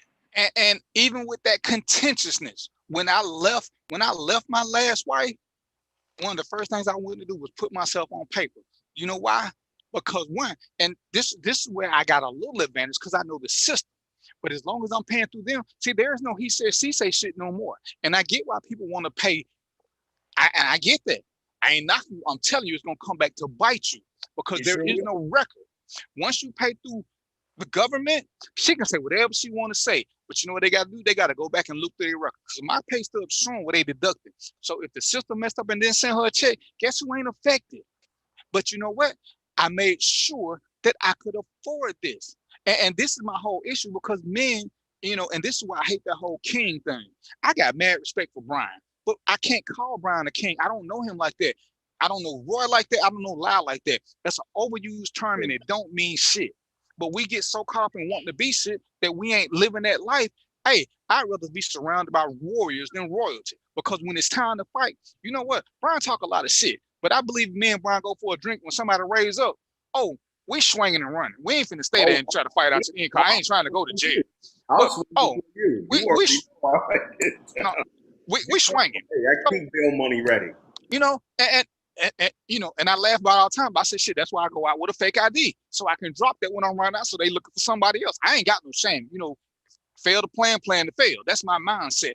But you gotta have a plan. And we all want these women to submit. We want this from women, but we don't want to do none of the work. We just want these things because we got a penis. So in that respect, I can't even look at women to blame for falling for our BS. Other than when they make that statement about they from the streets, they know game when they see it. Because then you get the old me. And Roy, I had no problem talking about my days as a maintenance man and as a user of women. But I used women who wanted to be used. But anytime I heard a woman say, "Oh yeah, you can't pull a game on me," to me they became a target. But I was in my 20s then, because you think you know a hustle, you don't. You know some old buster hustle, but you don't know how true predators prey. You don't know this. So I took a lot of those as challenges in my early years, which is why I talk about it so much now. Because I hate when people say, "Oh, I'm from the streets, you can't fool me." Any and everybody can be fooled. It's somebody better than you who will play the game to the hilt to get what they want. And that was us. We cool with playing games. We cool with lying. Who was it that started renting cars that they couldn't afford and living off on so they could act like, so they could show their Mercedes keys or show their BMW keys? That was us. We put everything toward that. Who was it that was renting rims and doing dumb shit with money? That was us. Who found money to buy weed but couldn't find money to buy diapers? That was us. That wasn't a woman. And we keep saying that we grown and we this and we that until it comes to that family thing. Then the first thing we do is run to that excuse cupboard and blame a white man. And ooh, welfare made her leave. Welfare paying a lot of these ladies $300-400 a month. You think that's really enough to leave you for? And even if we don't work out good as parents, which happens in life, it happens. Be prepared to move on, because I am not a fan. You know, I did the thing about should they stay together if they ain't in love no more. I don't believe they should. A lot of us saw how that worked out. A lot of us know kids who realized, hey, mom, dad, I'm glad when y'all got divorced, because everybody knew y'all wasn't happy. That little game y'all was playing, both of y'all are shitty actors. Wasn't nobody happy, so y'all wasn't staying together for us because we wasn't happy. And because all you do is you build up animosity. If I stay with Trina because of the kids and we ain't happy, you know what's gonna happen? Every time something come up, one of the kids gonna say, well, let's all go. Well, I don't want to go with Trina. So the kids gonna feel the animosity, so it does no good to stay there for the kids because I don't want to be with Trina. And now that I can't move forward or look for my true love, now I'm mad at the kids. Because every time they want us all to go, I don't want all to go. I want to take the girls, and Trina can take the girls. But all four of us don't never need to be nowhere because we ain't in that place no more. And we have to accept that reality. We accept reality when it works for us. When it don't, we start blaming other stuff. Oh, I did it for this. Oh, I had to stay because she was going to have me locked up. Why was she going to have you locked up, bro? If you got a job and can pay your bills, ain't no woman trying not to have no money. And hear me out now, because we know nothing is 100%. As Roy said, there are some vengeful women who will give up everything just to get you. As a dude who has been vengeful before, I will tell you, I have risked everything when vengeance was in my heart. I was that dude who would burn a bridge I was standing on to make sure that you fell in the water. I ain't gonna wait till I get up. I want to watch you to make sure you burn and fall. So I understand how that portion works. But at some point, again, with accountability and responsibility, as Brian was joking about, when I decide I want to take that condom off and have this feel good sex, I know what could happen. I got to be able to and willing to accept those consequences, whether it be a baby, whether it be an STD that keeps on giving for life. So I got to make a sound decision. I can't blame her. She gave me an STD. How'd she give me an STD? Unless she pinned me down and took the condom off, how'd she do it? How did this 15-year-old girl end up having sex with me? And unless she, what's that lady name? Who the UFC lady? Nunez? Unless she Nunez and she punched me out and made me do it, how does some 15-year-old girl make me have sex with her? It can't happen. And I hate when I see grown-ass dudes try to act like it's an excuse for every bullshit behavior that they come up with when there is none. Just say, and how many times have I said this before? There were times in my life where I was just a shitty dude. But I was smart enough to deal with women who I thought wasn't shit. I didn't pick good women. The reason that a lot of women still like me to this day is if I saw they were a good woman, when I was in that shitty place, I let them go. Because I didn't want them to be mad about the experience. But I ain't a good dude, Slim. Let me get with another woman who I deem not to be shit. Because then I ain't worried about nothing. But the good women, nah, I'm gonna let you go. You need to find your true love. I'm a true sex partner when I was at that stage. And so yeah, when we dealing with the 80s and 90s and the 2000s and beyond, which is where most of us come from, we gotta quit going back to slavery shit as our excuse for why we acted fucked up. We don't know nothing about that. Most of us don't know the struggles of being hungry. I used to joke. My mom's told me to stop doing this, but my first 3-4 years of elementary school, we didn't have electricity, which led to me being smart because I had to work before the sun went down. So I learned to do my work I learned how to ride on the bus without being messy. Most people don't know that level of struggle, but I watched my mama struggle through all that while my shitty sperm donor was doing his thing. But when I graduated from high school, he want to come there and talk about, he came to the graduation. I just walked right by his ass. He's like, oh, you're not going to speak to your dad? And I called him by his first name and say, dude, I don't even know you. But all of a sudden now he want to be a part of my success because now I'm that dude. I'm a smart guy. I got some things going on. I got accepted by the Air Force, which was a big deal at that time. Now he want to take credit. And you know what? I had to take a deep breath. And I had to say, you know what, my bad, you're right. Because you showed me what I never wanted to be. I don't want to be a shitty dude. And he was like, I'm still, no. You my mama's sex partner. I was a fast swimmer. You ain't never getting credit for me. I don't put your name on shit. I adopted my own dad. But we can't keep making excuses for crazy stuff and saying what happened in the 60s because we never lived it. We read about it, but what do we really know about it? I think B said he was in his 40s.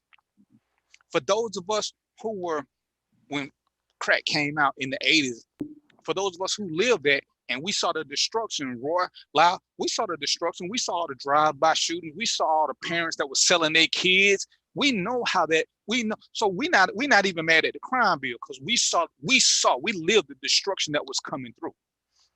Brian is a little younger than us. So he missed the crux of it. He came in after it was dying down. But in the late 80s, early 90s, man, parents selling their little girls to get high, that was the norm. I was born at 80, brother. I knew what that was about. Yeah, but I'm saying you were born in the 80s, so you didn't see it. You didn't see it at the end of it. You were still a baby. No. Let me tell you something.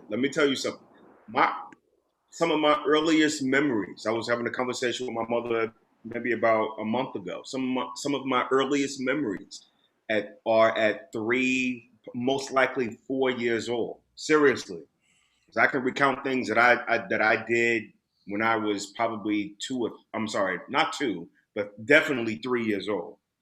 You know, my mother's like, "How do you remember?" Like I just had this conversation a month ago. So when it comes to that whole drug thing, like I understand what that was about because even though I didn't see drug deals, I certainly saw needles and shit on the ground. You know? Exactly. Remember that. So how bad was the crime bill when it was for us? But what we're gonna do is 7:35. We're gonna take a break. We're gonna come back and do our thing. We're gonna take a quick break.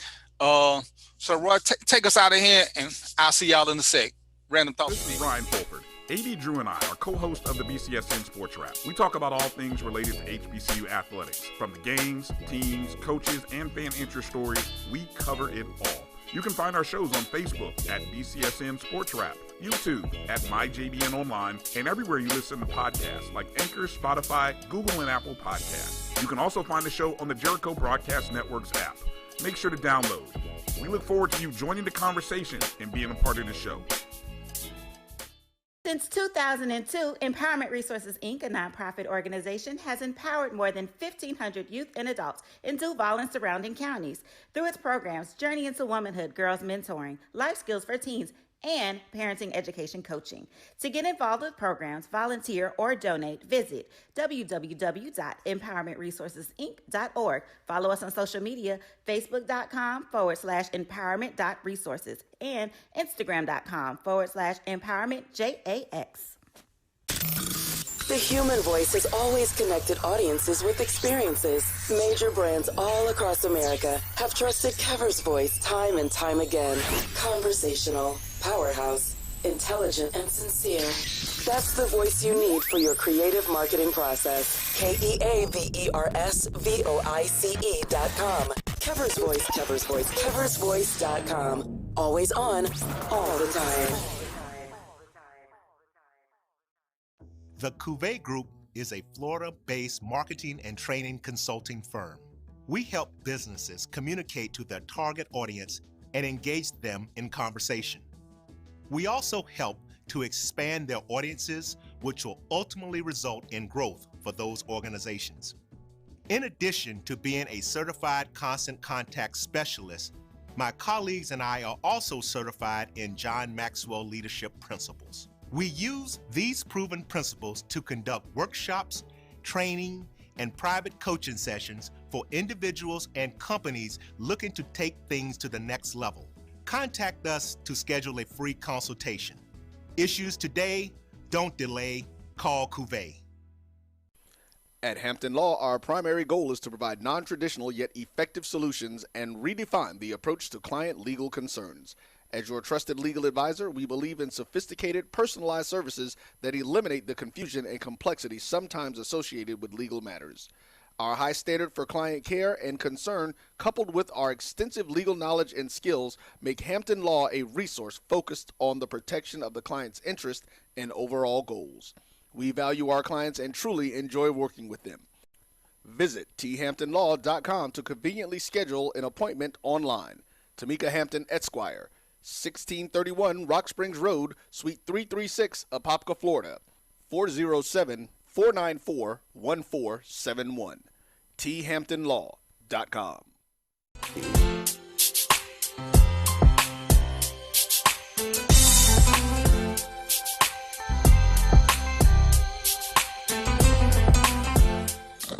All right, and we back. And you know, we were talking, and this is why, you know, I stress the crime bill with a lot of stuff, because people who weren't there, and you know, ain't no fault of theirs. Brian was, as Brian said, Brian was, you know, he wasn't even a teenager yet. The crime bill was effective and needed. You know, I was talking to Trina earlier about how it made us stronger, because what it did for me as a black male growing up, it made us become friends, because we saw so much going on from crackheads that we were all afraid of them. So guess what? When me and Brian go out to play, I'm watching Brian carefully, because I got to make sure that when Brian go around the side of the building, somebody don't snatch him. You know what also it made us do? It made us more aware of the women in our world, because we knew what those crackheads were out there doing. We knew that somebody would grab them and sell them for some in a minute. So we became more protective of our girls. Hell, there are times that we would stop playing football on the big field to walk a girl home, because we didn't want her walking by herself. See, at 12, 13, 14, 15, 16, we were already being responsible for our women. We were already being responsible for our girls, so that they felt a sense of safety. You know, I made a post. This lady said she was out running in the middle of the night, and some guys out there playing soccer, and it started raining, and the lights came on, and the guys stopped playing soccer, and she said she noticed all of them sitting on the bench, and she didn't know why. And she said when she got ready to go, the guy was like, all right, you know, we can leave now. We was waiting on you. We wanted to make sure we didn't leave you out here by yourself. And she said that just made her cry, that four or five black men would hang around while she walked around the track for 30 minutes. They waited on her to make sure she got to her car safe. They gave her a sense of hope for the black man, because most black guys would have just left for her out there and not cared. And that's what we got to stop.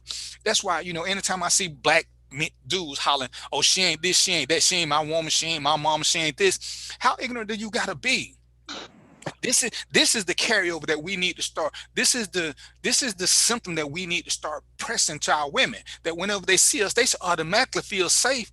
Not to do stupid shit, ladies, but this is where you should feel extra safe to do stuff, because you know that there are black men present who are going to look after you to make sure that nobody brings harm to you. You know, I tell the story all the time about we going out to eat, and some ladies came up with a bag, and Trina made them stop and put the bags down, because I was going to come up. I was going to get the bags and take them in. She knows how I am about this whole chivalry thing. You don't have to be my woman. You just have to be a woman. It ain't a matter of need. It's a matter of understanding that there are good black men out there who do what they do regardless as to who you are. It's our responsibility to make you feel safe, whether it's personally or generically. Because, you know, when I talked about it earlier, most of the videos where we see women getting attacked or something, who's the narrator or who's the poster? You ever notice most of the time it's a black dude? How is that? You ain't got time to call 911 for this woman, because I ain't asking you to step in, because y'all ain't fighters. Y'all a bunch of punks. But before you start filming, you can't call 911 and say, hey, it's a lady over here getting jumped on. Can y'all come? You can't flash your lights or honk your horn just to get them to stop. Ain't nobody asking you to be no hero, because I realize most of y'all are zeros. But you know what? You don't even hear that when they record. You don't hear, stop. You don't hear that. Nah. Like, yo, get up. It's this fascination of being the like you said, the next. You said that right earlier in the broadcast. You said that it's this fascination of being the next. I don't want to be right. I want to be the next. I want to go viral. I want to be whatever this person is. Right. So you can get the platform and not know what to do with it. And you know, and to me, that's the whole crazy portion. And that's why, brothers, I got respect for y'all. That's why I let y'all come on the show. But in this aspect, 90% of the blame falls on men. Like I said, women have made bad decisions, but most of the time it's because they believe the lies we tell. Yeah, there are a few who are angry. There are a few who believe they can change us, because some of y'all know when y'all got a shitty dude, he got 4 or 5 babies, and you still choose that unprotected sex with his fertile ass. I really ain't got a lot of nothing for you, because you just making dumbass decision after dumbass decision. Whose fault is it then? Then I'm more with the fellas. It's at worst it's 50-50, because you allowed yourself to be put in that position. Because as Roy said, ladies, if you demand more before you start giving out the cookies, you'll get more, because cream rise to the top. And don't get it twisted. We want sex. And I'm gonna let y'all in on the secret right quick, ladies. And the men they can say whatever they want to about it. A real man, a grown ass man, will still have sex for fun. So don't keep thinking that a grown man won't give an opportunity. We still like sex for fun. But at the end of the day, we want something successful, and it's gonna bear fruit, not a baby. We want to build with somebody. But if all you want to do is be the thought for the moment, grown men ain't above that. We have weaknesses, and sometimes we have primal urges that we give into. So don't keep saying, oh, a real man wouldn't do this. Yeah, if you wouldn't give it up and you don't want nothing, most of us, if we want to have sex with you, we can differentiate between sex and relationship building. So stop that. But if you got standards, if you got real standards, we willing to be patient. I ain't finna tell no lie and say I'm gonna wait 90 days. I don't know what the fella's gonna tell you. I ain't waiting 90 days to figure out whether or not I made a dumbass decision. We need to get this done early. But that's just me. But for this whole thing about who broke up the black family, we gotta understand, if you're the king, you're the captain of the ship, guess what you gotta do? It's just like pro football. The quarterback get the blame regardless, because he's the captain of the team most times. He's the face of the team. If you're going to be the face of your household, you got to take that responsibility when things go wrong. And even if your mistake was picking the wrong woman, own it. And then make a better decision next time. But don't keep saying she did this, she did that. Oh, slavery did this. Your woman wasn't a slave. You wasn't a slave. So why you saying y'all making slave decisions?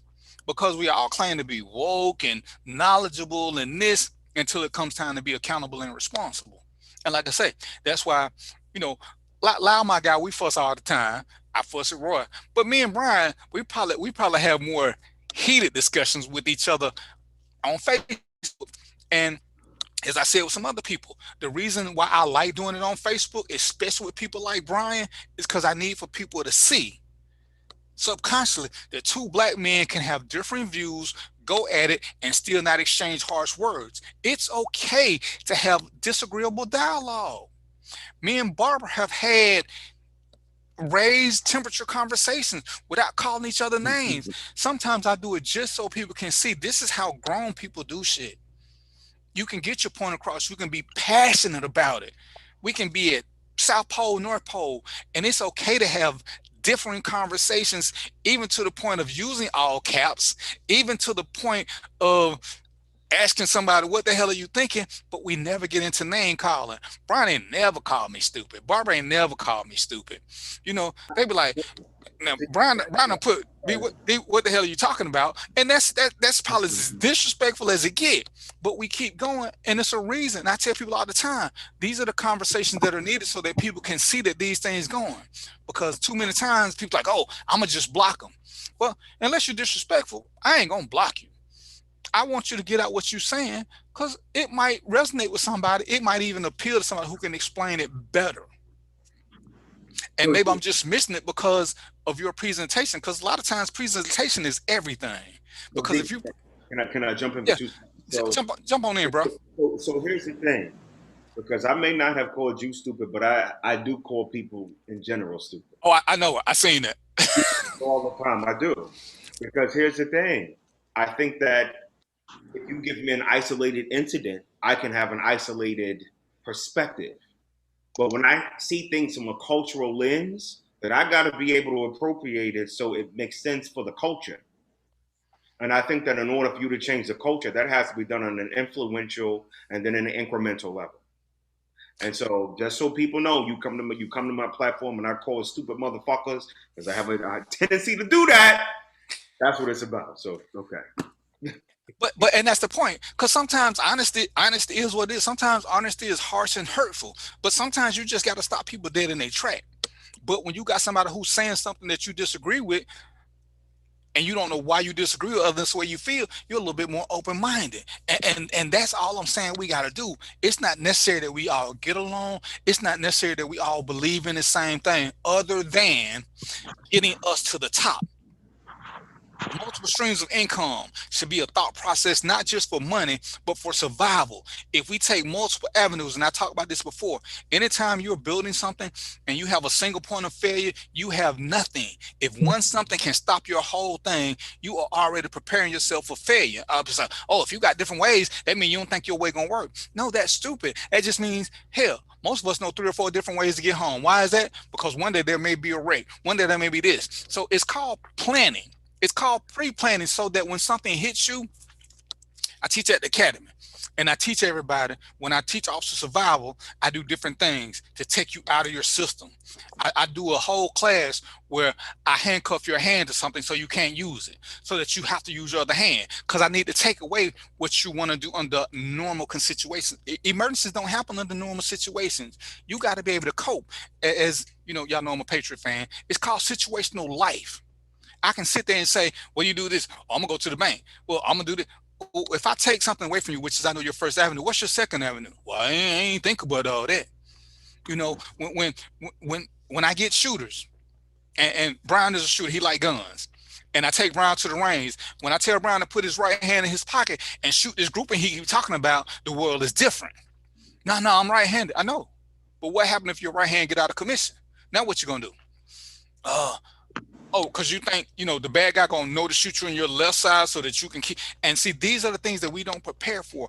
And this is something that we got to do, and stop blaming people. Just listen to another person. Empathy is what we missing. One of the things that Brian was talking about it, sometimes you have to sit back and think outside of yourself. Think outside of your own personal values.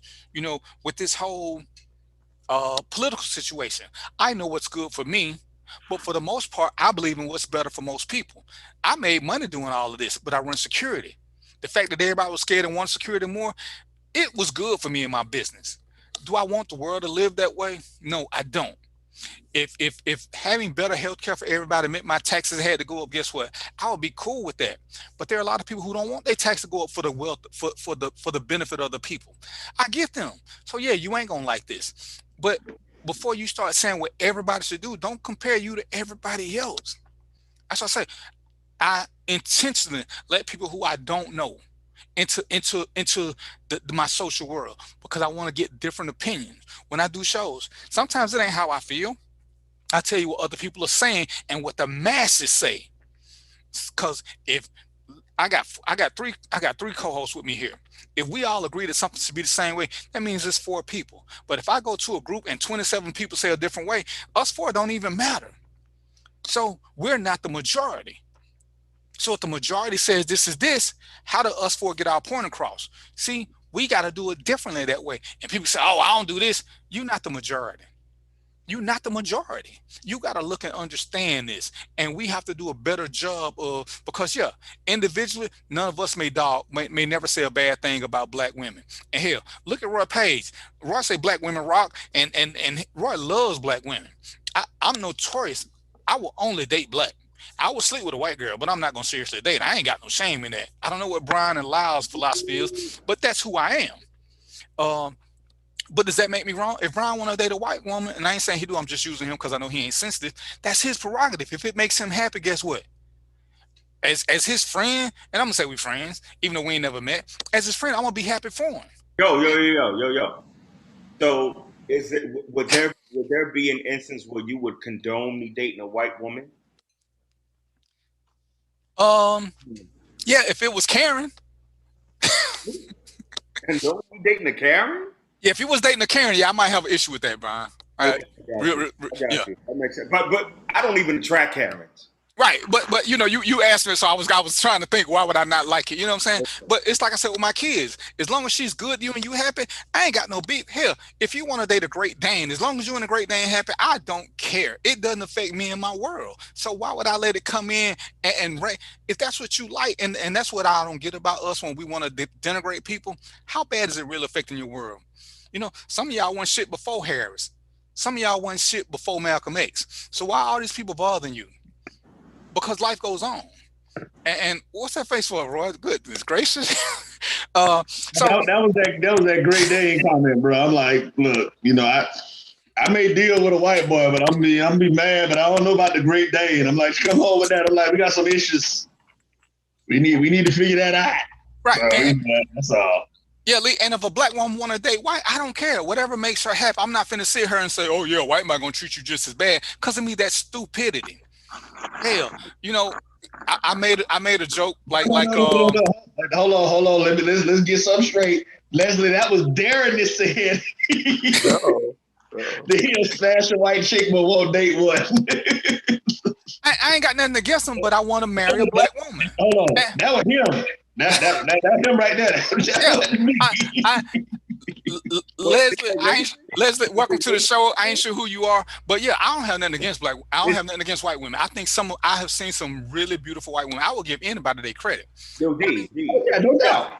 Is it racist for you to say that? Because the only reason why I'm saying that is because you know that you're going to have people that say that because you said that, you have an influential platform, which means that you are influencing the minds of people, that for you to say that you don't date a white woman is a problem. So is what you're saying racist? No, because what did I say before that? You could date a white woman. My son could date a white woman, and I'm okay with that. I don't want one. So what it's called is preferences and priorities, because I choose to do this. Because yeah, I believe in my pro-black forum. I should represent what I speak. Now, could there come a day that I may change my mind? Because things happen and we do change. But as of right now, that's where I'm leaning. Like I said, I ain't gonna never. I've seen some beautiful white women, some beautiful ones. Oh yeah. But listen, I don't want my own. Is it belittling possibly to say though that you won't date one but you'll smash one? I'm just asking. I'm just throwing that out there. No, because don't we say that about black women? We only want to smash them. So it to me it's the same. I'm just letting it be known so that don't nobody waste their time trying to convince me of something I'm already pretty solid on. And and you know, people can say, oh, that's racist. It's a preference. I mean, hell, if I only want to date slim women, is that racist? No, it's another preference. It ain't body shaming. It's me being 55 and knowing what I like and what appeals to me. So look, but like we say, somebody got something to say about everything. So if you say I only like slim women, what are thick women gonna say? They can say whatever they want to say. Hell, I had women who tell me they don't like me because I don't weigh enough. You know what? That's their choice. It's not body shaming. Why try to force a square peg into a round hole? See, and that's what we do too much of, to try to prove that we ain't this or we ain't that. And all we do is we spend 3 or 4 months being miserable, trying something to be different that never appealed to us. So now we got a double negative effect about it when we never wanted to do it in the first place. I don't like macaroni and cheese. I'm not going to eat it. I don't want to see it. But see, so here's the thing.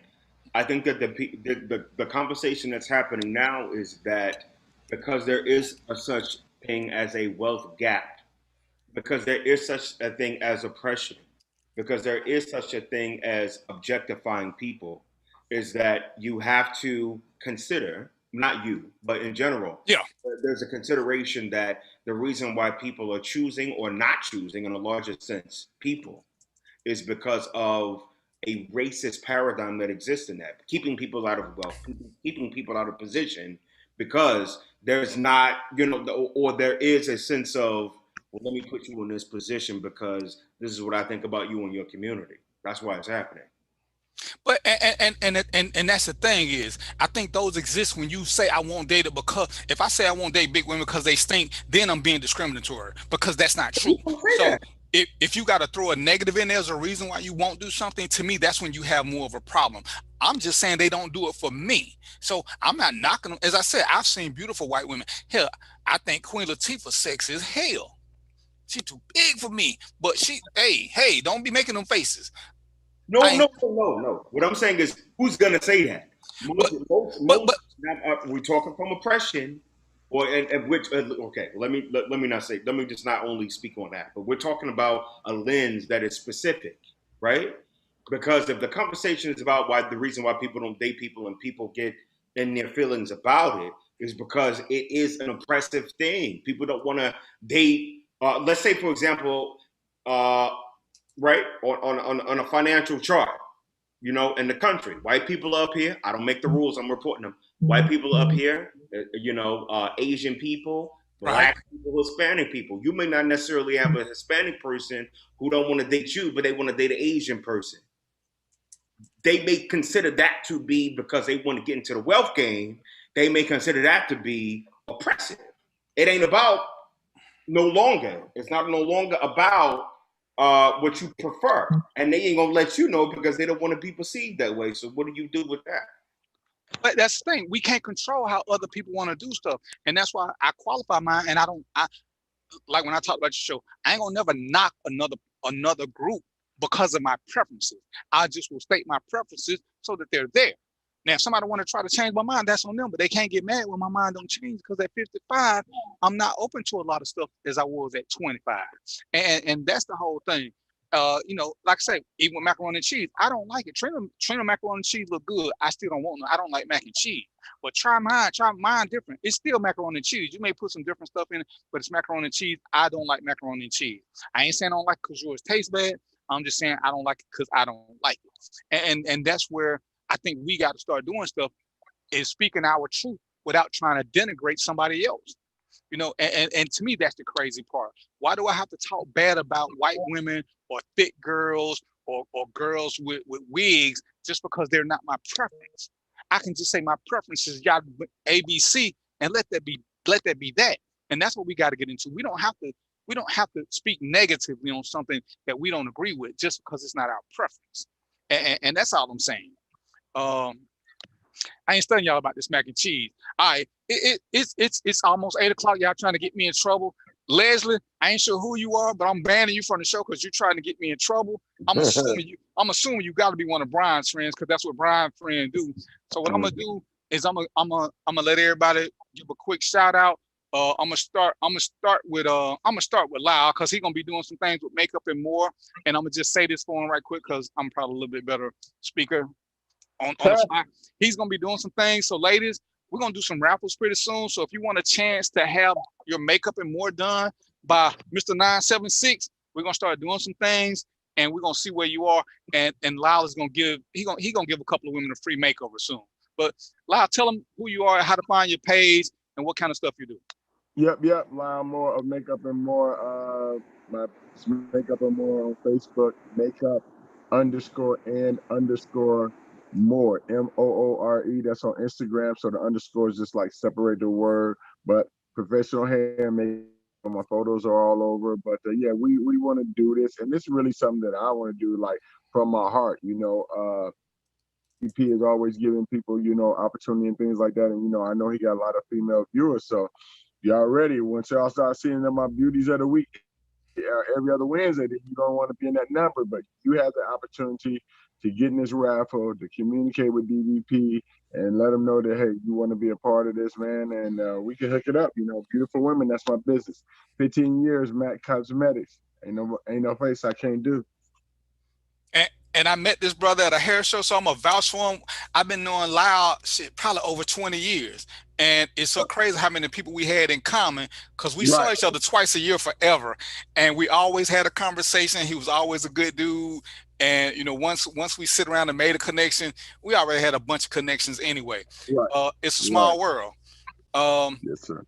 Let me get to my troublemaker extraordinaire, Mr. Mindless Chaos. That's his new nickname. Tell him how to find you, how to get in trouble, and how to get banned from Facebook for 10, 15 days at a time.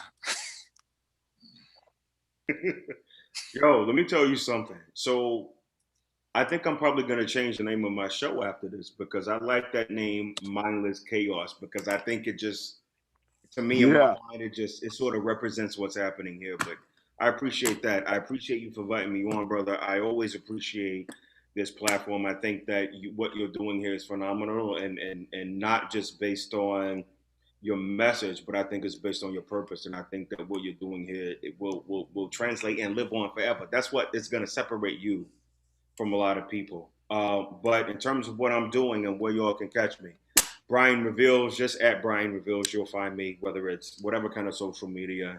Definitely on Facebook, you'll find me here since it is the most accessible, and also on Instagram. But what I'm working on right now, I have a show that's actually starting with two more other panelists. Very kind of cool guys. And what I like about them is that we all like to talk shit. I'm the Republican out of the group, so I think that I have a perspective that is unique and controversial. So I think that that's really gonna just give you all a. But I don't have the traditional Republican views. My shit is extremely Afrocentric. So please know that I'm not a Ben Carson, but I think that I can bring some levity to the conversation. We drop on Sunday, January 31st at 9 Eastern. Come check us out. Outside of that show, I have my own platform under the Brian Reveals umbrella, and that is Mindless Shadow, which debuts on March 21st at 10 p.m. Eastern. So that's what I got going on. I appreciate you for having me here, DVP. This is definitely always an experience with you. I appreciate your platform. I appreciate the brothers' platform, both Roy and Lyle. I think that, of course, you brought some levity to the conversation as well. So I think that what y'all got going on is of tremendous value here. So I appreciate you for inviting me on today. That's as nice as that brother been in the whole time I've been knowing him, because he, like I say, he will get you suspended from Facebook with the quickness. Roy, come on and tell them how they can be sponsors or have their own show on the show, and what's going on with my JBN as we do #uncomfortable conversations. All right. Well, first, thank you everybody for tuning in. I'm gonna be real brief. Yeah, like you said, we've got advertising opportunities. We still got our deal where you can do $450 or $480 for an entire year's worth of advertising. We're actually getting ready to start doing some promotional things with some of our different programs, getting engaged. We're also looking for investors to check us out at myjbn.com. We are also the Black College Sports Network. So we've got our stuff coming on with that. But yeah, if y'all got something, let us know. We've actually got packages that we can do stuff, because one of the primary goals of the network is to support and help promote Black-owned businesses and small businesses. So even if your budget's low, get at us. We can work out a plan for you that can help get you engaged and get you going with it. You can find me. I think I commented a couple of times. So, my name is Roy Mitchell Evans II. You can find us at myjbn and the number 1. That's us on all social media, myjbn and the number 1. And then I'm going to drop this up. You can get our app. Please get our app. Download the app. You can find us in the Google and the Apple Play Store. We are there. It's actually myjbn-mybcsn, but if you type one of those, you'll see it come up. It's a blue J that you'll see. So download the app. When you download the app and register, when it asks you what show brought you to the network, make sure that you say Random Thoughts with DVP. I believe D's number is number 3. Oh, it's number 2? Or are you just doing that? It's 3. I think it's number 3 on the app. That was just, it wasn't a ranking. It was just the way that they were put in there. But, listen, we've got some stuff that's coming. Right now, our prices are low. They will still be lower than what you would get in your traditional media. But we've got some major things that are going to be happening after the first quarter. New shows, new series. We've got game shows. We are not your normal internet-based broadcasting company. While we do have a lot of talk shows, it is not just talk shows. We are literally here to change the world by changing the way that we see ourselves. So we've got the gamut. We're going to be reaching all age demographics and all different groups. Just to throw a quick plug, if you're interested or if you like sci-fi, comic books, superhero movies and all that, check out a show that comes on at 8:30. It's called Grumpy Old Nerds. You can find them on Facebook under that, Grumpy Old Nerds. And that's what we talk about. Brothers that come in and talk about it. We're going to be giving you stuff from a different perspective, from a Black perspective, and not just that. Brian, we may need to talk, man. You know, I love getting Republicans on. Darren will tell you that. I've been a political consultant for 20 years, over 20 years. And so that's one of the things we want to do. We want to show the varying views of our people, you know, because we are not all monolithic. We are not all the same. And that's why I was saying before, when we first started the conversation, I hate that term, not inviting people to the picnic or questioning someone's Blackness just because we don't think alike. You know, that is not how this works. So Jericho Broadcast Networks, we are the future of urban media all over the country. Yeah. And y'all know who I am. I'm DVP. I do the show Random Thoughts. Thanks to Roy. Thanks to my awesome guests. If you got a topic you want to talk about, hey, inbox me. If you want to be a guest on the show, inbox me. Let's talk. I'm going to look at your page because I don't need just mindless chatter. If you can't give me no good feedback, because I don't need a bunch of amen people, give me something I can disagree with, because I'm going to make you prove your point. And because I need to know that you can handle the heat. Because if you can't handle the heat, then there's no need in having a conversation. We do this. Did I say we're looking for investors? Say it again. Did I say we're looking for investors out loud? And we're looking for investors. So, you know, if you want to come on and invest, let me know. But let me know the conversations. I'm extra cool with uncomfortable conversations. I don't mind calling out who I call out. You know, Roy ain't got the thing yet where, you know, they put up a disclaimer where my views ain't the views of my JBN. And that's okay. I forgot to put it on. It'll be on next week. and that's okay, because I want to speak as honestly and openly as I can. Even if you think I'm wrong, anything is up for discussion. Anything. I'm not that sensitive. Like I said, we do this every Wednesday around 6 o'clock. You know, we try to be done at 8, but Roy's a little lenient with me. He lets me push 8:10, 8:12 a couple of times, depending on the flow of the conversation. But I'm glad, you know, y'all took time out y'all day to spend a little time with me. Y'all don't realize how much I truly do appreciate that. And all I would ask you to do in support of me is share the page, like the page, asking more friends to like the page. It's free. Just like it, follow me. That's all I need, you know. Then I can get Facebook to do some investing based on you guys doing free stuff for me. Come join the show.